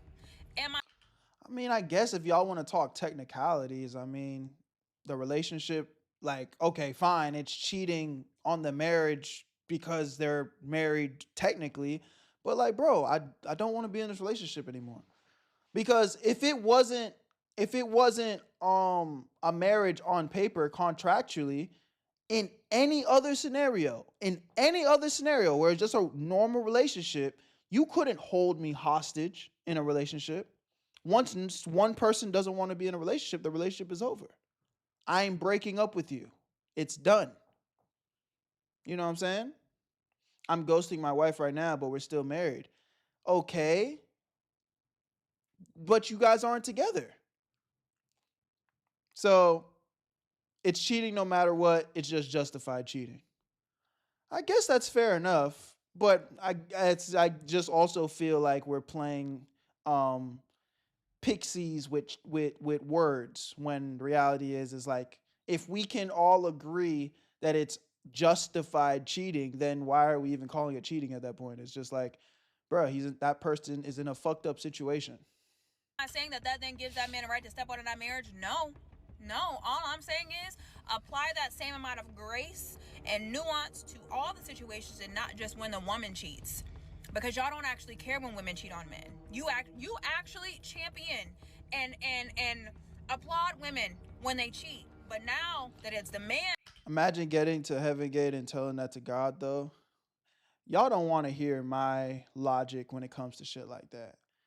Again, I don't even like to say certain shit on the internet because, like, my beliefs when it comes to that, it might not even be aligned with the frequency that y'all are on. But I like to believe that God created everything and he's looking down at us and he understands what the fuck is going on. So, you know what I'm saying? If God is looking at me crazy because the woman doesn't want to let me out of this marriage and I want to go live my life, I mean, fuck, bro. I don't know. I don't know. I genuinely don't. But I pray and I hope and I ask for forgiveness that he will understand. But shit. Who cheated, y'all are kicking and screaming, and I don't understand that. I don't understand the hypocrisy. Somebody explain that to me, please. The double standards are so ridiculous that they can watch a video of a woman cheating on a man and make every excuse for her in the book. Then, on the very next video, there will be a man cheating on a woman, and they will say verbatim, there is no excuse for cheating, contradicting what they said 30 seconds prior. I think there's something they are putting in the water that is preventing them from seeing double standards and hypocrisy of their own statements. Yeah, get the fuck off my screen. I love y'all. Appreciate y'all. Y'all let me know what y'all think about this in the comment section, man. These videos are fun, though. You know, just seeing these different perspectives out here. On me, sometimes it dead ass don't feel like we live on the same earth with these guys. Because, like, we see this stuff on the internet, but it's very rare you see this stuff IRL. Hey, man, maybe it's all a simulation. If you're being held hostage on a relationship, it's not cheating. For it to be cheating, there needs to be a relationship. And if the only reason you're together is because of a contract and legal shit, then it's not a relationship. So now maybe a better way to put it is it's not cheating in a relationship. It's really just bad business. Because when you talking about contracts and legalities, it's really just bad business. So it's not cheating. It's just bad business. There we go. We solved the algorithm. Damn, I wish we said that in the video. I already ended the recording. It's not cheating. It's just bad business. I hate editing clips. I didn't know you edited clips. Who you editing clips for?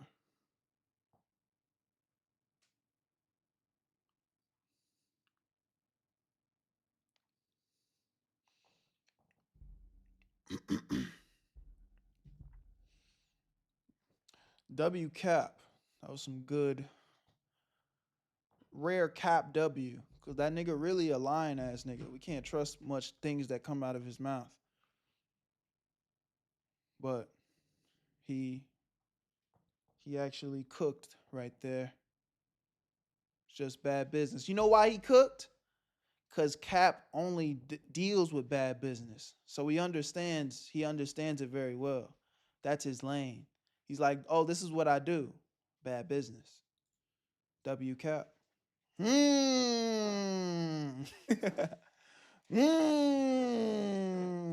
W Cap, W Cap. If you ever want to know how to lie, cheat, finesse, steal, bad business, where you at, Cap? Where you at, Berto?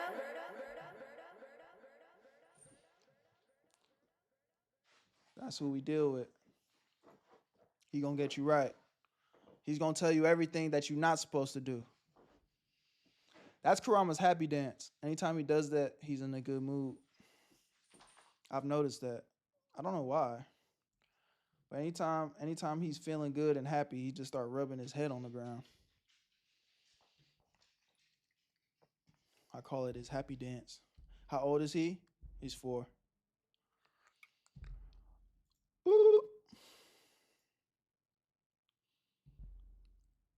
Y'all know what's going on with Mr. Tendernism?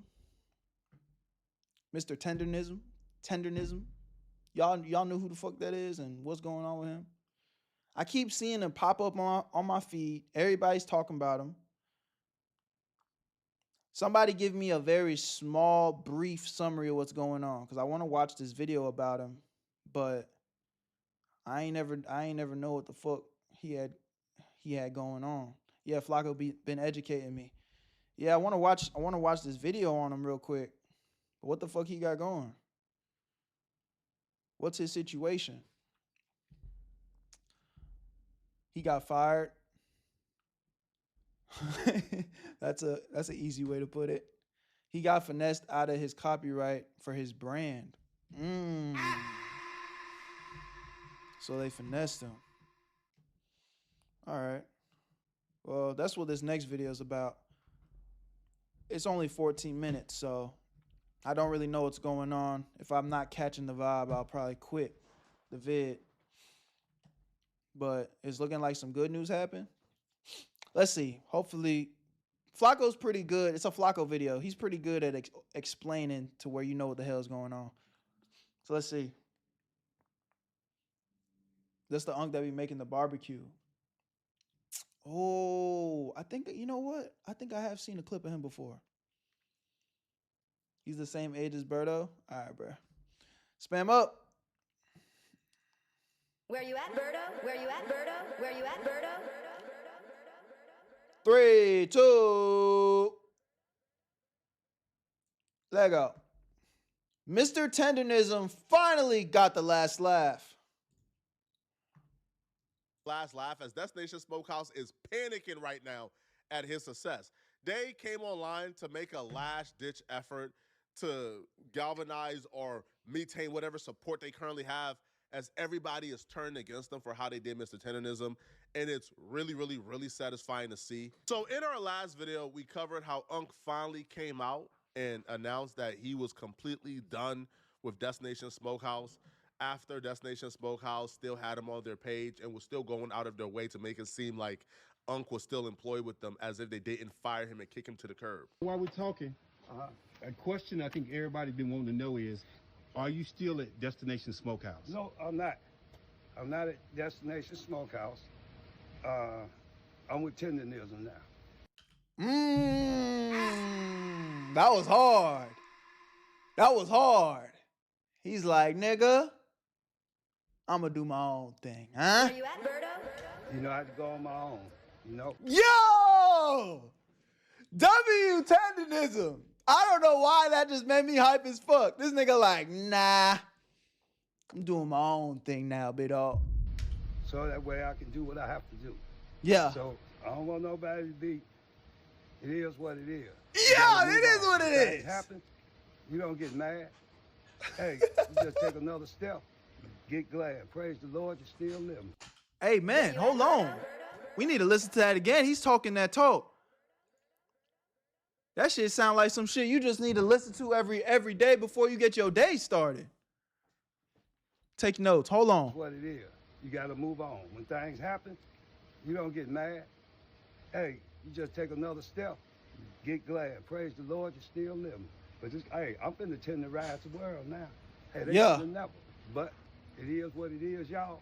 And keep, hey, family out there, y'all keep supporting me. And I guarantee you, I ain't gonna do you wrong. Unk has never been vague about how they effed him over. Let's He go. talked about in his Hey, this book nigga how they tough. fired him and kicked him to the curb after trademark disputes. He said in this video, I fuck with they this shoulda nigga. never. He's been pretty clear. He don't rock with them. He don't F with them, and they did him dirty. But Destination Smokehouse, until they couldn't anymore, have been trying to make it seem as if it's all kosher. So they did a weak-ass response video to Unk, like doing this video in their response. He might be better than Uncle Berto. Shit, he might be. You know why? Because he grandpa. And you know they say the older you get, the wiser you is, man. That ain't Unk, that's Gramps. That's Gramps. Talk to him, Grandpa. They said a couple of things that was damage control driven, but it just didn't make sense. Same whatsoever. age, though? Shut the fuck One of up. the things they said that Unk knew that they were filing for the trademark with his name in it before they filed for it, and they didn't fire Unk, nor did they kick him out of Destination Smokehouse, and they don't know where that's coming from. The reason why that don't make sense, well, Unk is no longer with y'all, and Unk is claiming he got fired. If he didn't get fired, why would he leave? And if he knew y'all was filing for the trademark before y'all filed it, then why would he be upset at y'all for filing the trademark? Good morning. My name's Nick, and recently there's been a lot of conversation. Nick, I know you lying, bro. You just look like a lying ass nigga. Shut up, Nick. We don't fuck with you. About Destination Smokehouse that don't fully represent our history or what we stand for. Today, I want to speak directly to our supporters. You stand on colonizing, nigga. You a scheming, lying, manipulative, trying to take advantage of our situation ass nigga, man. Fuck out my face. About Walter Johnson and his involvement with Destination Smokehouse. Walter was And take your hand out your pocket, nigga. never asked to leave. The application to register the trademark for tenderism was not. That's how I know you lying. You using a whole bunch of big business words and shit. Application for trademark. Shut the fuck up, nigga. Your lawyer told you to say that? There's a script behind this. This nigga reading off a teleprompter. Filed without his knowledge. Walter was an early source of inspiration for me, and I've always been grateful for that. We've shared so many genuine moments together, talking about barbecue and bonding over the craft that we both love. PR script of These doom. moments were filled with camaraderie and mutual respect. Today, I'm proud of Walter for having the courage to go after his own dreams. It takes heart. I respect anyone who chooses to build something of their own, and I wish him nothing but the best. The barbecue community is really small. Guys, we all know each other, and as small business owners, I feel it's our responsibility to support one another and celebrate the craft that brings people together through our food. Yeah, this sounds like I'm not racist. I have black friends. Shut the fuck up, Nick. It's always been about great food and the spirit of the community with barbecue, and that's what Destination Smokehouse will always stand for. We're grateful for the support of our guests and our team and the barbecue community. We will remain focused on moving forward with respect, positivity, and a shared purpose. Thank you, guys. ChatGPT sounds more genuine than this dude, 100%. I'm not buying none of this. On me, like, bruh, I knew he was lying once he started using big words and his hand was in his pocket the entire time. It's like, bruh, loosen the fuck up and say what's on your mind, gang. I would have ate a rack of ribs with confidence from your establishment if you would have got on here and just, man, fuck that nigga Mr. Tenderism. Yeah, I stole his shit and he ain't gonna do nothing about it. If he would have said that, I would have been like, shit, well, I respect the fact that you a disrespectful motherfucker. Hey, game is game. But you got on there and capped us down. Fuck out my face. Because if they were... This video's not getting monetized. I'm cursing too much. Y'all hold me accountable, bro. I need to stop cursing so much. To keep it P, Berto. all positive, if they Damn were it. all Tripping. namaste, we are positive, then why do their actions say the opposite? So In this video, he liked a comment that wasn't positive. You say you want to move forward positively, and then you like a comment diminishing and disrespecting Unc. So the comment reads, man, y'all killing my guy. How much is a mascot supposed to make, y'all? Mascot? Yo, Unc has been gone for about a week or two, and they already calling him a mascot. They already diminishing what Unc brought to the table. Mascot? Wasn't Unc the one who came to your coffee shop and told you this should be a barbecue joint? Wasn't Unc the one who gave you the recipe for the barbecues, who told you what to buy, who told you how to make the barbecue? You gave him the recipe though, Gramps? Damn, that's bad plays. You gotta be Mr. Krabs on it. You know, we learned this back as a wee little lad. We was watching SpongeBob. Oh, yo, man, my secret formula. You don't give that to nobody. And you always put the money first. Money. You don't give up the money, and you keep the formula to yourself. Come on, man. Tell your kids this. Make sure your kids watching OG SpongeBob, not the new SpongeBob. The new SpongeBob, he over here coming out the closet and shit. Hey, man, I don't know what's going on with new SpongeBob. But OG SpongeBob and Mr. Krabs, lock in. Who made the barbecues for you, made your brand a worldwide name, mascot? Oh, no, nah. This is what I'm talking about, bruh. Right? When these people don't need you anymore, right? What happened to all that brother talk? Now he don't need you no more. Now he disrespecting you. And this next part really pissed me off because it's right in line with this disingenuous microaggression, super nice act. And it irritates me a lot, man. And it says, and what business do you guys own? How many employees are you taking care of? I remember them in Hamat before the world found out about them. Hopefully he gave him something, but that's part of the business. Y'all are tripping. Walter is a star. He will be okay. A little bit longer, Sometimes Shadow. stars got to be found to be able to start. First off, man, like they're presenting this as if this is a situation where they discovered or they found Walter. No, You said Walter, turn it up. It's all the way up. got y'all discovered. There we go. Walter gave y'all the recipe to have a successful business. When you took over your parents' business, your shop was going under. Everything y'all owned was going to the bottom fast. He told y'all, let's do this, let's do this, let's do this. Your entire business plan is Walter's. But yet y'all discover him as if he was this charity case? No. Walter started doing videos with the barbecue. It was his actions that went viral, not y'all. Y'all ain't do nothing for Walter, right? Nothing at all. But it continues, and it says, without Destination Smokehouse, where would Walter be?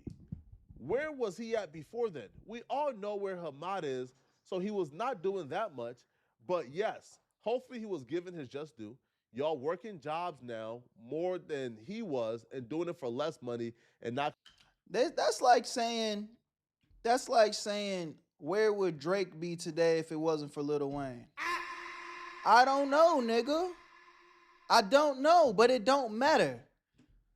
Y'all out here living in a fantasy world. We living in the current reality. That nigga is Drake. Lil Wayne gave him a platform and he did what he's supposed to do. And now, whether he ever does another song with Lil Wayne ever again in life, it don't matter because he's already established. So just because you gave a nigga, bruh, people like this, just because you gave a nigga a platform and they made the best out of the situation does not mean that you fucking own the nigga. They made the best out of the situation. Like, come on, bro. If that's the case, where the fuck would you be without whoever the fuck gave you the opportunity? Because at the end of the day, like, when it comes to this life shit, whether it's the job, whether it's, getting on the team, somebody gave you an opportunity. There's always somebody you can point back at and be like, well, they gave me the opportunity. And it's cool to, you should show some appreciation.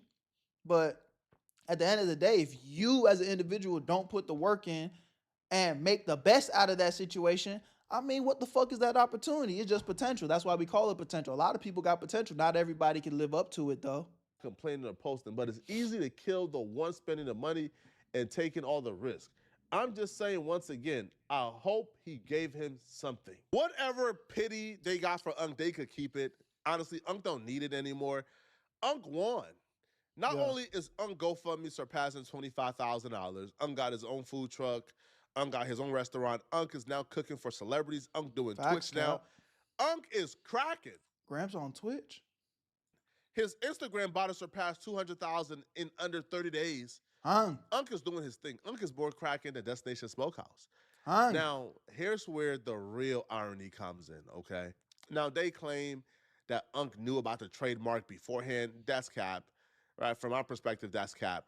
But an attorney who apparently knew and predicted that Destination Smokehouse was gonna do Unc dirty, that attorney filed for a trademark under tenderism under a category. He got rewarded the trademark.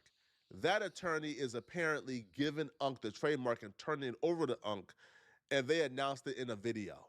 So now Unc got a trademark for tenderism under a particular category. So now he could use tenderism, his own restaurant, hella money, hella collabs, and the world rooting for him. I'm not at Destination Smokehouse. I'm with tenderism now. Here I am today. Hold on. This starting to feel like, you remember when Salt Bae popped off, the nigga that was sprinkling the salt and shit?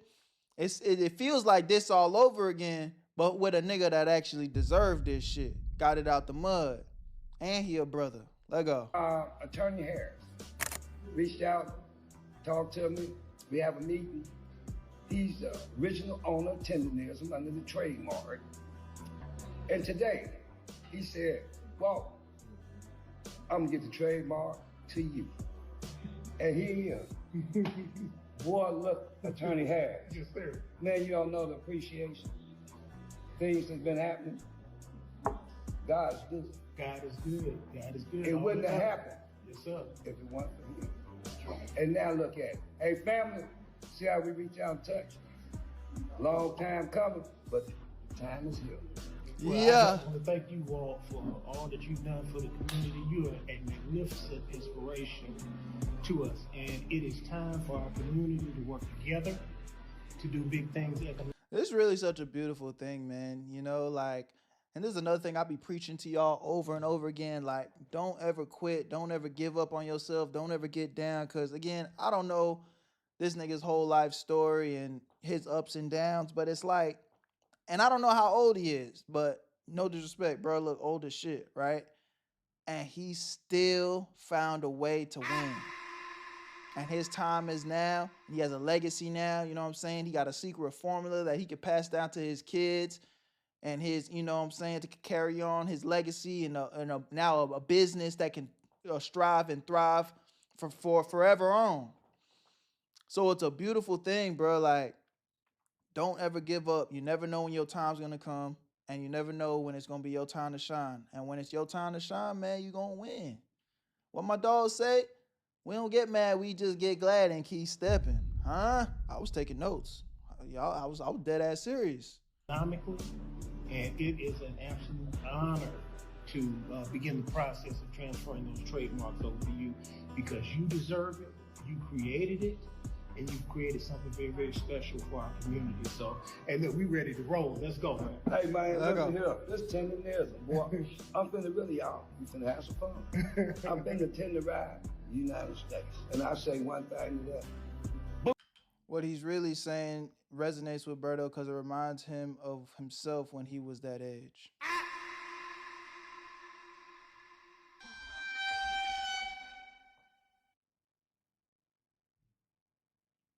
Oh, yeah. My man. Right.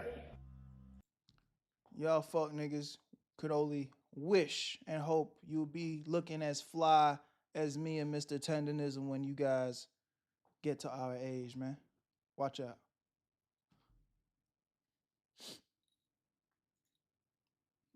Those were the times.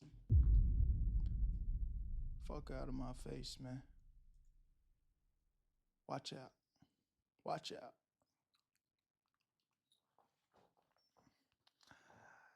Oh, who lives in a pineapple under the sea? Spoongy Bobby squared pants.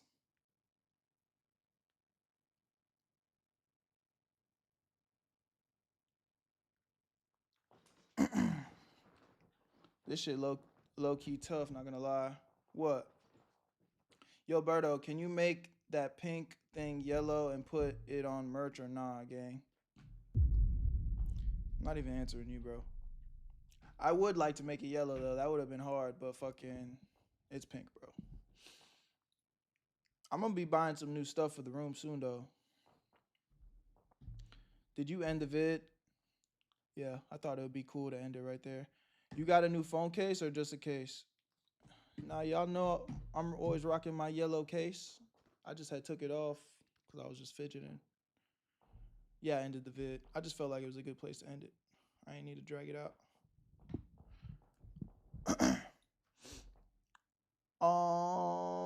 Berto needs a flag or a poster or something. Yeah, we need to get some more shit. And I'm gonna get a wider lens. Cause I feel like there's more shit in my room that I want to be showed off, but it's whatever. Do you have a bad attention span? Nah, I don't have a bad attention span. I just hate when videos be kind of repeating the same thing over and over again just to like make the video longer. So I'll be like, all right, I already heard this. And now we halfway through the video and they saying the same shit. Like, all right, I'm off it.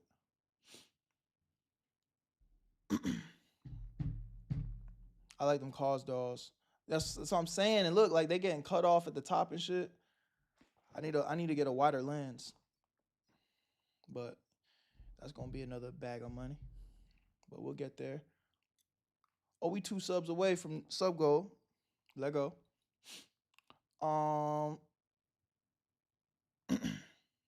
Does Karama sleep with you? Pretty much every night, damn near. Except when, you know, got a situation over or something. Not too much on that.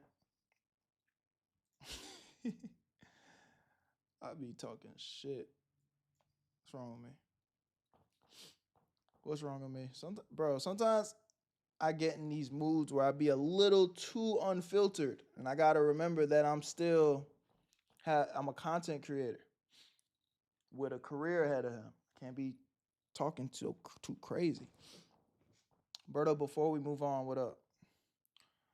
Would you say to take my time with lyrics or just freestyle? Wait, whoa. Let me read that again.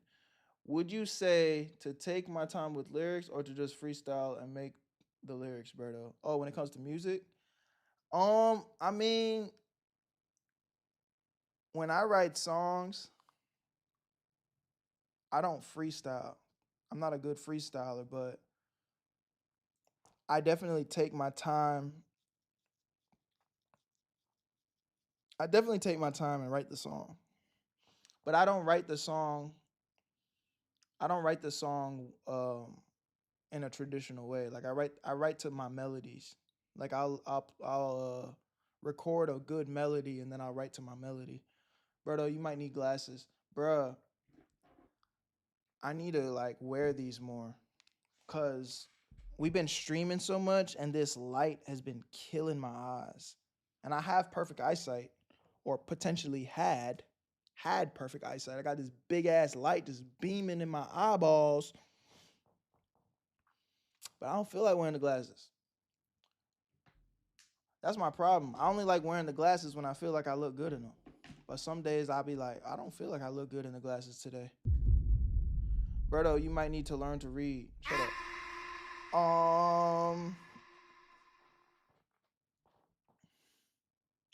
Berto, what's Resident Evil like? I have an Xbox. Bro, it's good, but it's hard, bro. I ain't gonna lie. I had to take a break from that shit. I was so stumped. The last part that we recorded, I genuinely don't know where the fuck I'm supposed to go. Genuinely. I'm like a hop and skip away from cheating. You always look good in glasses. I don't be feeling that way, but I appreciate it. The gameplay will take some time. Facts. I posted part 1 today on the gaming channel, though. Berto, you have to go to the blood lab. I have seen the VOD. I seen the VOD.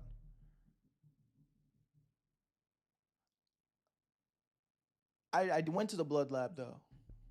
And I found the blood collector. In the yellow lens glasses, you look amazing, homie. Bro, you know I lost those glasses, bro. Bro, I lost those glasses and I lost my my 2 crosses. My 2 diamond crosses, bro. I spent like 2 bands on them chains, bro.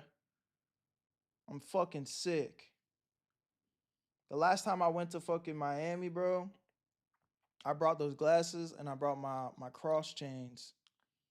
And I don't know. I probably took the chains off to put this chain on, but I don't know where I put.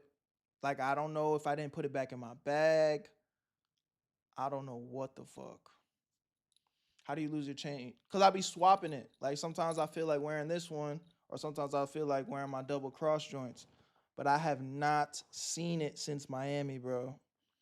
And I keep looking in my bags everywhere. That shit gone. And I lost the glasses. The glasses too. So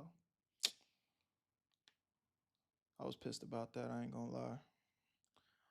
I'm gonna replace them at some point, but fuck, man. Them shits were so expensive. You're so old, you probably had memory loss and forgot. Hey, bro. Cap. What's good with you, nigga? This nigga won't let a moment go by. Berto, can you buy me some good shoes? Can I buy you some good shoes? That's bad business. I, in fact, cannot buy you some good shoes. I can recommend you some good shoes, but I, in fact, will not be buying them for you, fam. Berto, can you help me? I'm kind of homeless.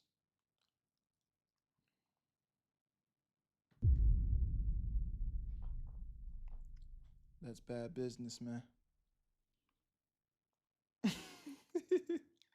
Put you onto some good shoes. I could do that. That I can do. I could put you on to some good shoes for sure. I can put you onto some good shoes for sure. That I can do. Huh?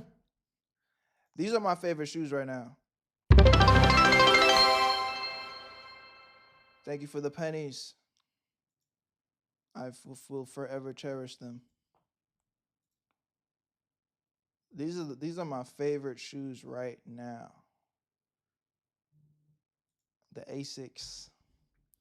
The Asic joints. They're comfortable. They're affordable. They're good in the gym. They're good, you know, for the most part. They might not go with every single fit, but for the most part, you can wear them. This is a good shoe. This is a good shoe.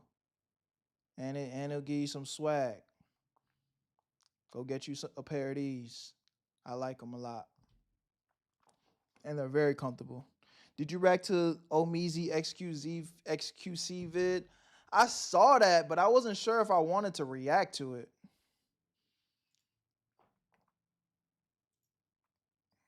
I wasn't sure if I felt like watching a 22-minute video on XQC. Like, what you think? What's going on? Fire choice on God, Berto. Yeah, I like them. Comfort over fashion. I mean, I'm not mad at comfort over fashion. My new tattoo's starting to itch. No Resident Evil today. I'm not mad at comfort over fashion, but I just feel like whether I'm comfortable or not, I always still gotta look presentable. Like right now, I'm comfortable. I'm not wearing no crazy shit, but I will never pick looking like a bum over like anything. I'm not looking like a bum for nothing.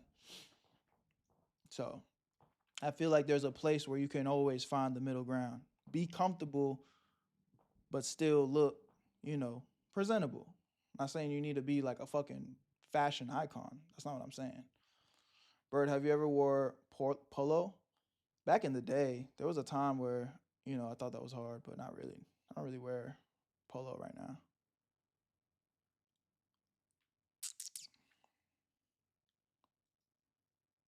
The way you present yourself low-key speaks about who you are already. Facts. Berto, who do you think is the biggest rage better troll in the fam? It's gotta be you, bro. You just asking. Shut the fuck up, bro. Why you even asking me that? Nigga, you the only nigga. You the only nigga rage baiting me, man. Yellow, you're not a rage baiter. You're not a rage baiter or a troll, nigga. You are exactly who you are. Yellow, hey, Yellow. Yellow tried to sneak in there like he's a troll or something. Nigga, we know this is you. You're a certified gooner. Certified gooner. All that. You're not trolling. He is who he says he is.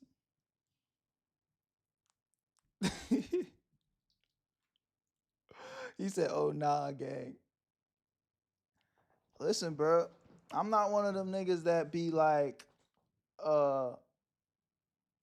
doing the mental gymnastics. When people show me who they are, I believe them. And we've been locked in for a while now. You done showed me your true colors, bro. I ain't seen no other color. I ain't seen no other color, bro. Oh shit, Juke timed somebody out. I ain't even see what happened. 300 seconds? God damn. Played yourself. Don't even know what you did. But I know you gone. Juke quick with it. Hung. Gone.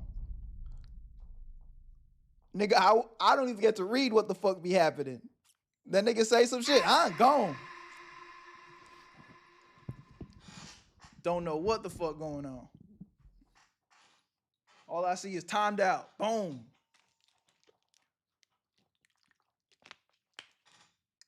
It's funny, bruh. Juke my dog. And Juke we trust. I got one more little video. Now I'm gonna be honest with y'all.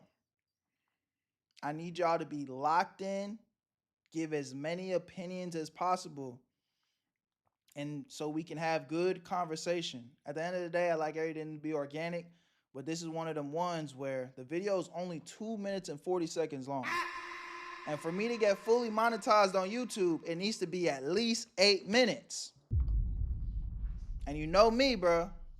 Like we said, we established in the beginning of the stream. We learn to count the money before we learn to read, okay? So it don't even make sense for me to react to this shit if we can't get it to over 8 minutes of yap.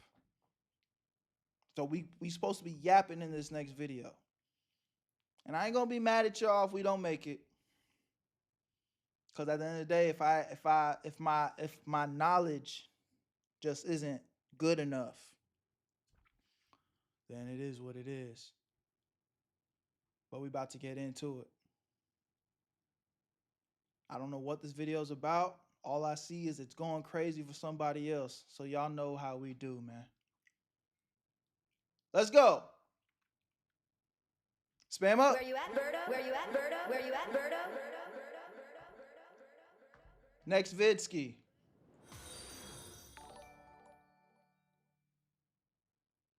What was that? Oh, follow. Appreciate the follow. Are you a Christian? Yes. But don't come in here fucking getting your feelings hurt, because I be tripping.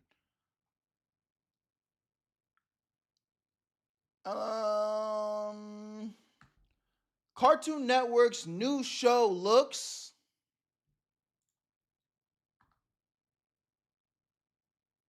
It was just announced that Cartoon Network would be getting yet another new series titled The Unfiltered World of Animalu, which will be released on March 23rd and will follow the main character Animalu, or just Malu, who is a former Omnitrix wielder and a friend. Whoa, wait, hold on. She's a former... Wait, this person's a former Omnitrix wielder? Who the fuck is this? Who is this pink specimen that was a former Omnitrix wielder? Hold on. We talking about Ben 10 Omnitrix?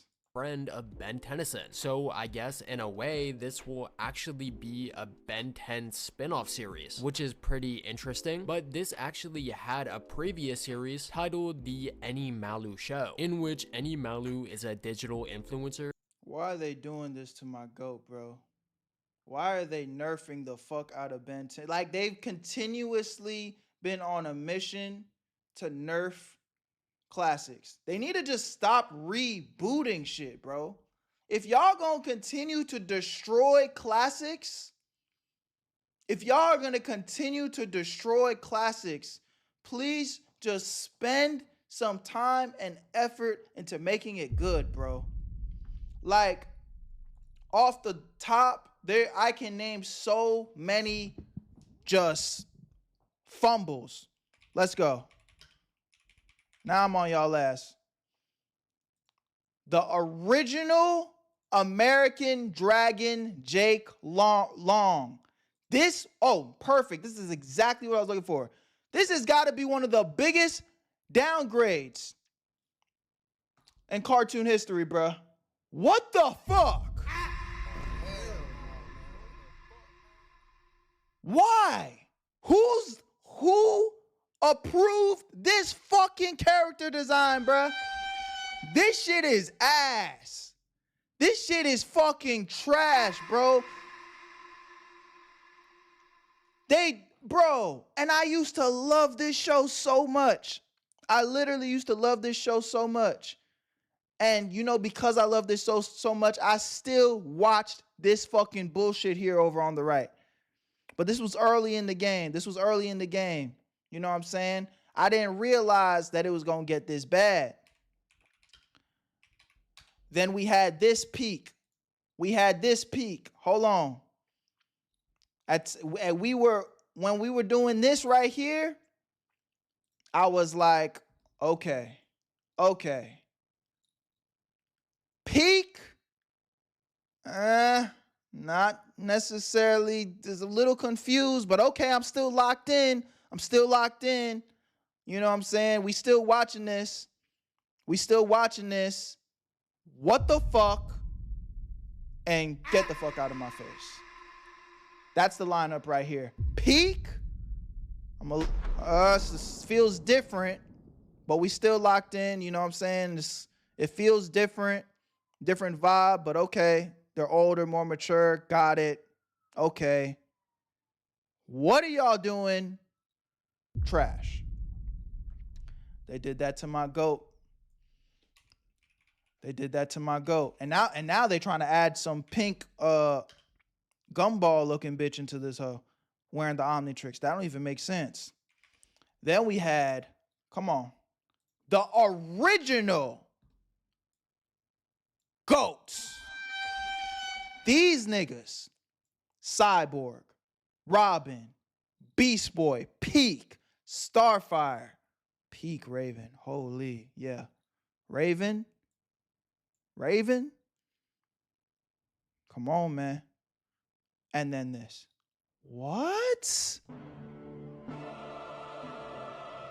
Why?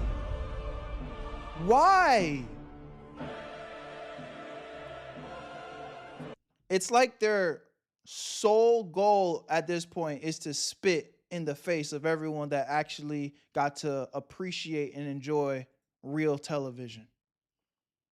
I don't understand why they're doing this to us. What did we do? To deserve this? The Omnitrix doesn't even look like it belongs in this universe.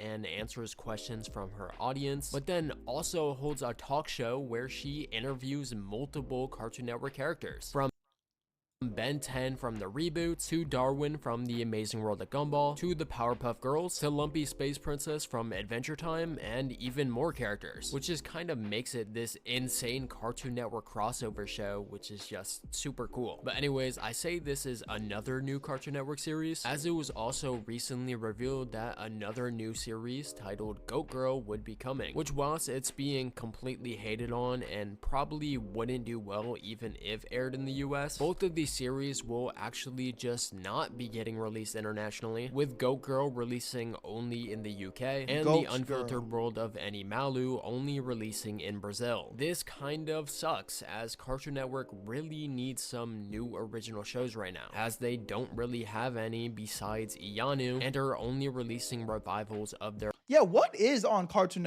Network nowadays? Like, I don't even, like, bro, I still am the type of person to nerd out and watch a cartoon if it was good. There's nothing out, like, I'm not hearing anything in the woodworks like, oh, this is hard. Y'all go tap in and watch. Like, right now at 29 years old, if I were to go rewatch Adventure Time, regular show, OG Teen Titans, I would actually like be like, oh, this is good. This is a good time. Right or wrong, chat? What is on Cartoon Network right now that can actually be considered just even decent? Even decent. Come on, man. Previously established IPs such as Adventure Time, Regular Show, Steven Universe, and Gumball, but now Steven Universe is one that I never got into though. I heard that one was actually good, and I never gave it a shot. despite there actually being new content for them to put on the table, they are making it exclusive to only certain viewers and making it so the only way to watch it for their main audience is they either have to resort to piracy or just continue to deal with having nothing. With the return of cartoons and them actually getting views and being heavily wanted to become full series, we could maybe eventually get 1 or 2 shows from that, but even if we do, it probably won't be anytime soon. Somebody working at Cartoon Network has to be cooking up something new and actually good or promising looking in the background that will actually shock viewers and also air internationally. It is genuinely all we need and all we ask for. But anyways, let me know what you think about this new Cartoon Network series in the— Bro, they destroyed Cartoon Network. Do y'all remember this? This was peak Cartoon Network time. This was peak Cartoon Network time when they had these commercials where like all the fucking characters were just like coexisting in a city. What was that? Cartoon City? What did they call that? Yes, Cartoon Network City. This shit right here. This was a great time, bro. If you know, you know.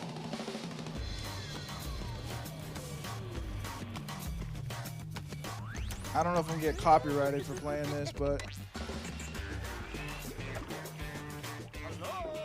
I'm getting chills, bro. Next time, I decide what we're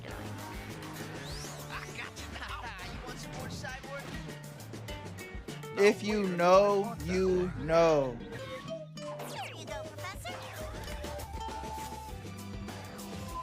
Yo, Megas XLR was peak. Megas XLR was peak, bro. Trash disposal. Check. Bro, this was the time to be alive.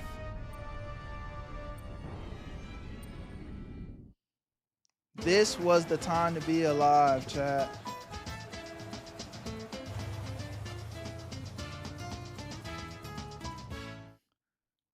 If you know, you know.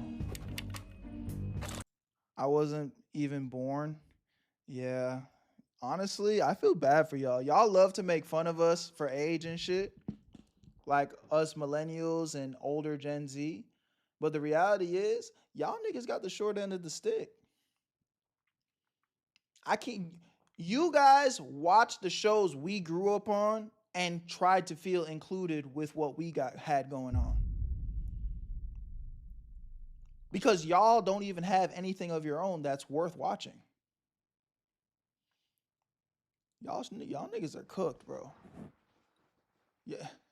It's GG's. They just announced the pink bitch is gonna have the Omnitrix now. I don't know what the hell y'all about to get into. Jimmy Neutron, Johnny Test. Yeah. You niggas don't have anything. Rick and Morty. That one was like, that wasn't like original. That wasn't like original, like OG cartoon, but that was still, I guess. I don't know if we can claim Rick and Morty. Rick and Morty was definitely Gen Z. Danny Phantom, that's ours for sure. Phineas and Ferb, that's ours.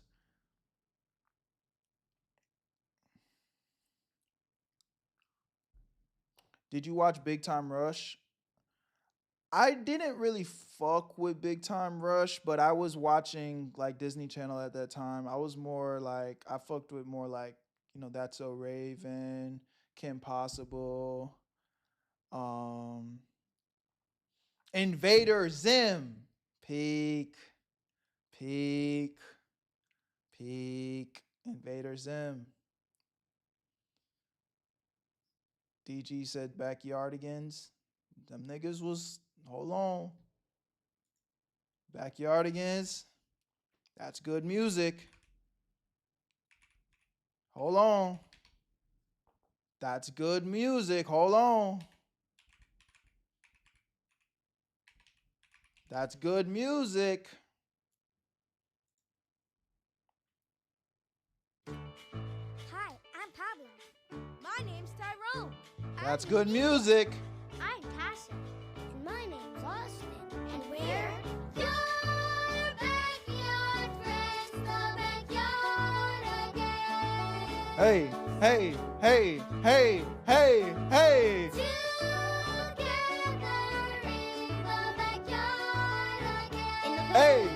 We'll probably sing a song and we'll maybe dance along. These niggas was the original Migos. Hold on. Listen to that triplet flow. Hold on. These niggas was the original Migos. Wait a minute.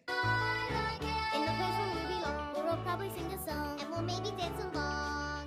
We've got the whole. And they got melody. They can sing. Hold on. The Migos ain't got nothing on these niggas. Wide world in our yard to explore. We always find things we've never seen The before. OG punching. That's why every day we're back for more with your friends, the Backyardigans. Yo, hold the fuck on, chat. We just discovered some new shit. These niggas was the Migos before the Migos. These was the fucking Backyardigans. That punching was crazy. That flow was insane. I almost gotta hear it one more time. Like the way they was just feeding off each other back to back to back, like da da da da da da da da da da da da da da da da da da. Watch this. Watch this. Watch this. Huh. In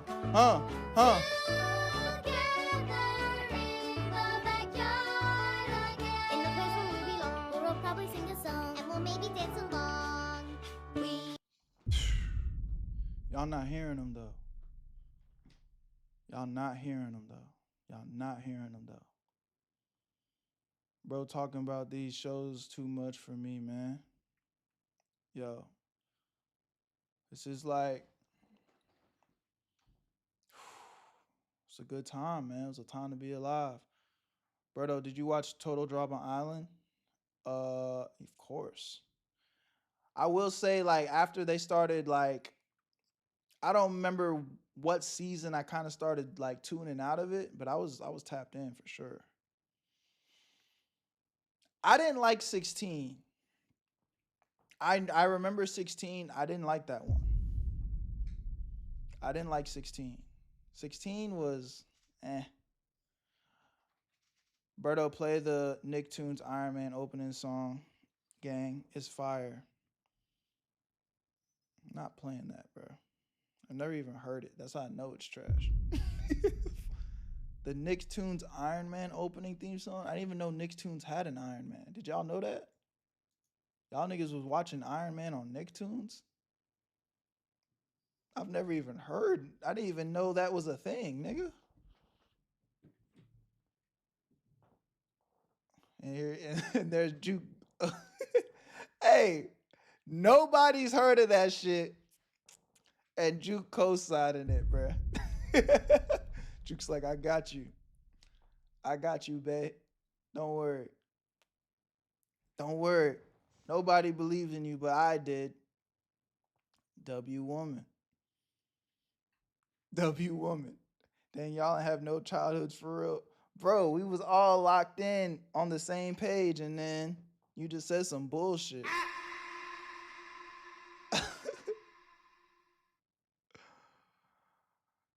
Roly poly oly. Now that's some shit I remember. That roly poly oly. Hell no. Y'all funny, bro. Oh, man. Low-key, I don't know how me and you, Berto, got the same child shows. Because I already told y'all niggas. Y'all niggas don't even really got shit for real. But, so y'all had to go and search for the peak. And you guys went back in time and was like, oh, well, this is where the good shit is at.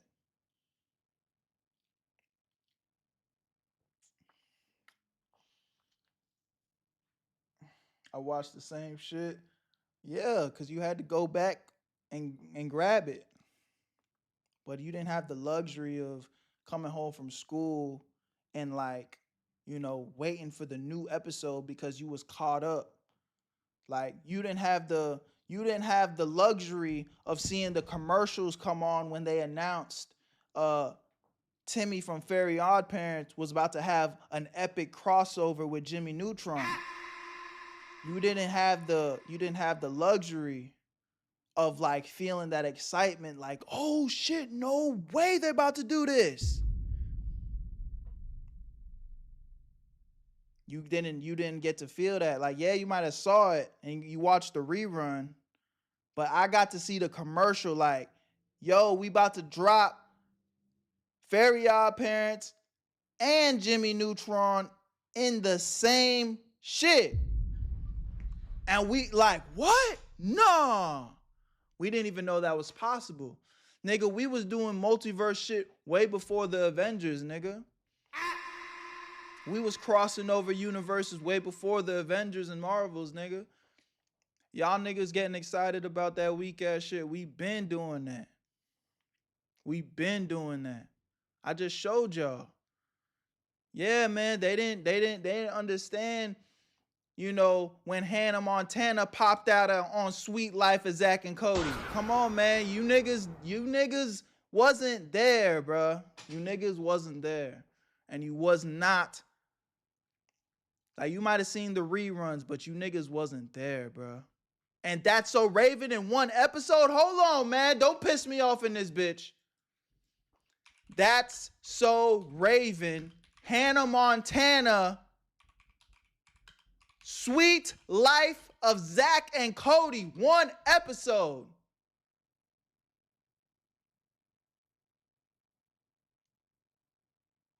You niggas was not there. For the first time ever, for one night only, your favorite Disney Channel stars are guest starring in each other's shows, back to back to back.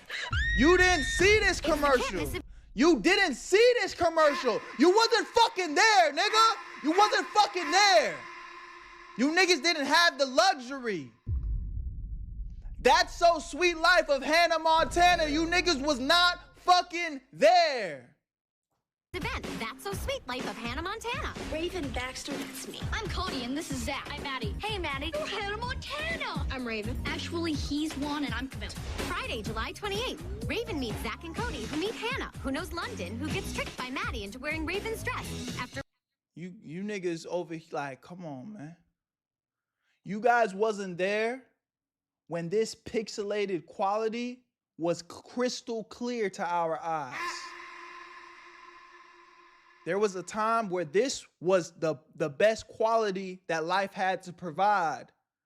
So we looked at this and was like, this is perfect. Y'all was not there, man. Y'all was not there. Was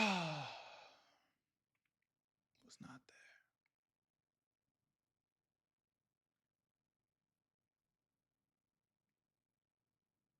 Sad, man.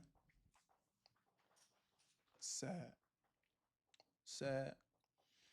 But, you know, y'all get pink bitch with Omnitrix. I guess y'all will be all right. Guess y'all will be all right.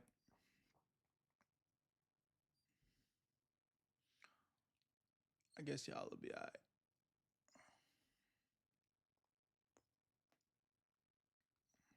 Yo, Berto, you letting your kids watch that in the future? I already told myself the way I'm gonna do my kids' situation, watching like TV and shit, I'm not gonna allow them to watch any like new shit. So they're gonna feel a little bit left out at school. Like they're not gonna know what the fuck is like going on with all the new shit, but they're gonna watch old shit. Like I'm gonna buy a TV and I'm gonna just program all the like OG cartoons, all the OG, you know, stuff that I used to watch when I was a kid. They're gonna watch that. Yeah, Magic School Bus, yeah, Thomas and Friends, all that shit. Arthur, yeah. They gonna watch that shit. They gonna grow up watching the shit that I saw. Clifford the Red Dog, yeah, like all shit like that. That's what they gonna be watching. But they're not gonna be allowed to watch this new shit. Cause I don't know what the fuck they doing, man. I'm over here learning that, what's her name? What's that girl on YouTube that got all the kids brainwashed? They like hypnotized when her shit come on. And the baby shark and shit, baby shark, shoot, doo doo doo. Yeah, all that bullshit. Yeah, nah, my kids ain't never gonna see that. Yeah, Miss Rachel. Yeah, nah. She ain't getting no Miss Rachel, no baby shark, none of that. They gonna be watching Clifford the Big Red Dog, Sesame Street, OG Sesame Street. Like, you know what I'm saying?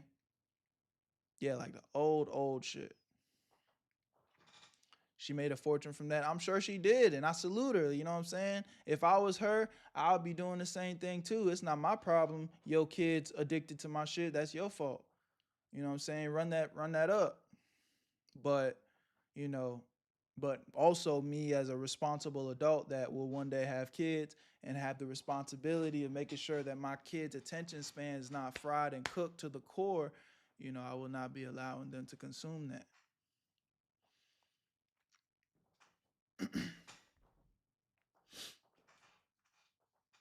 Berto, you start a kids channel and make your bag. Maybe when I'm like, I'll start a kids channel when I'm like 70. I have arcs. So right now I'm in my like, I'm turned, you know, I'm moving around. You know, young nigga, getting to a young fly nigga, content creator arc, boom. I'm gonna run this bag probably to like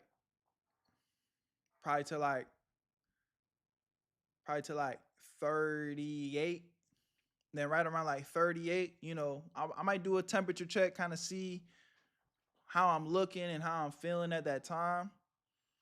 And then I'm going to transition into my like y'all trying to put that unk shit on me, but at like 40, that's when I'm going to transition into unk. Like, okay, I'm unk. I'm big dog. I'm the unk. You know, I'm an OG in the game. I've been around.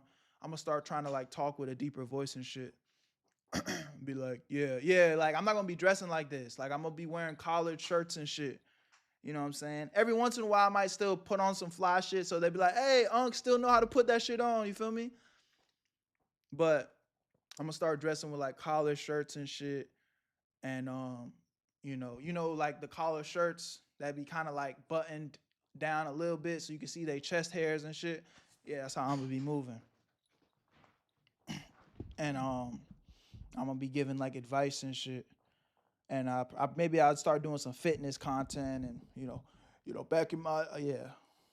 And then I'm gonna run that play all the way until I'm like 60. And then when I'm like 60, I'm probably just gonna disappear and just be like funding shit in the background. I was thinking about that the other day, man. I watch a 50-year-old Dior and Berto on God. I'm telling you, I'm gonna be doing this shit. And then when I'm like 60, I'll fade away and just chill. Berto, all jokes aside, you will age gracefully. Don't worry, bro. I appreciate that, man. I appreciate that. I am curious. I'm not in any rush to, but I'm curious to see like what I will actually look like at 40 though. I just feel like at some point that like you look old, like you look like an old man. Like it's like, oh shit, you are an older individual. I'm curious what I will look like when that happens. Do you want to travel anywhere before a certain age you reach? I mean, yeah, but nowhere specifically. I just want to travel as much as possible. Like I want to start that journey, like honestly now. I want to just start traveling, honestly. I've already kind of started a little bit, not out the country yet, but this is probably like the past year or so. Me and Dior have been making an effort to like pop out to like different cities and shit.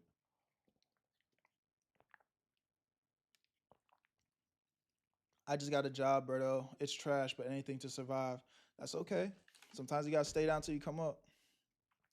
Berto, have you watched Beyblade, of course? Oh, bro, of course, man. Come on, man. Not only was I watching Blade, I was letting it rip, nigga. I was letting it rip, nigga. Yo, I ain't gonna lie. I'm not gonna lie. Dior let me down recently.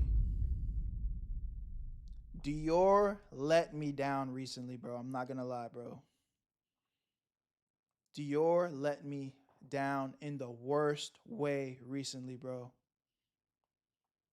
Yeah. It was actually disappointing as fuck, bro. This nigga Dior, I went over to his crib and he had a Beyblade for his son. He bought a Beyblade for his son. And I was like, oh, that's tough. Like, okay, I see. Like, I got so excited and happy because I was like, look at Dior passing down like that real shit to his son. This nigga Dior said, yeah, I bought it for him because that's what he had picked out. But Dior didn't even know what the fuck a Beyblade was, bro.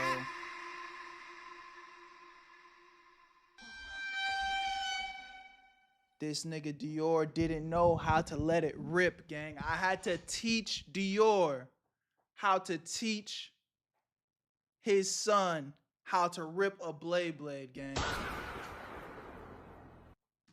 It was sad. It was actually depressing. Dior didn't even know the saying, let it rip. I was like, no.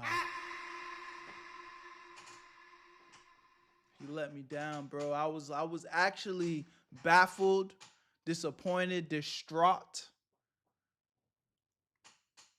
Absolutely unforgivable. Facts.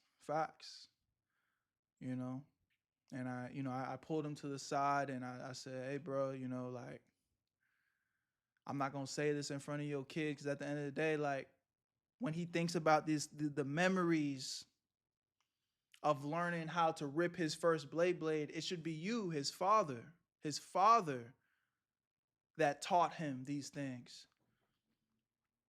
So I told him what to do. And, you know, I gave him some tips. I said, hey, bro, you got to put the Beyblade in like this. And you put it in, you got to get him an arena. You got to get him an arena for the Beyblade. And, you know, so he could share that moment with his son. But he didn't even know what a Beyblade was, man. He didn't even know what a Beyblade was.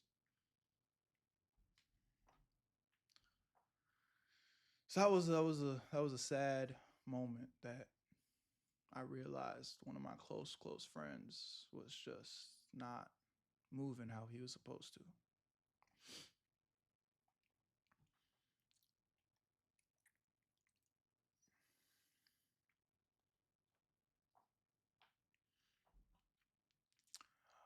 Well, W stream family, man. I think I'm gonna clock out now.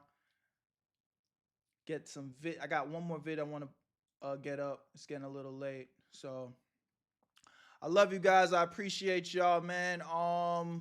Stream tomorrow. Most likely, I have a birthday party for. Don's daughter is having like a birthday party, and he invited us. So I don't know if I'll make it back to my crib in time to stream, but as long as I'm back at the crib at a decent hour, I will be streaming tomorrow. So you guys should be able to expect me to stream tomorrow. But again, I'm just giving y'all a heads up. Potentially might not be there.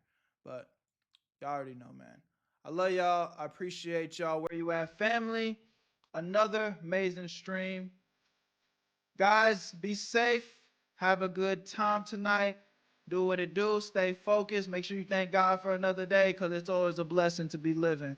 Where you at, family? Spam up, spam up. Spam up, spam up.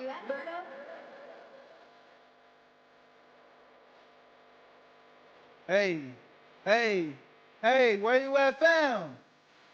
Another day, I'm gone. Hey, I'm waiting for that beat to drop. It always hits when the beat drops. Just keep spamming. Where you at, Berto? Just keep spamming. Where you at, Berto? Where you at, Berto? Hurry up, Future.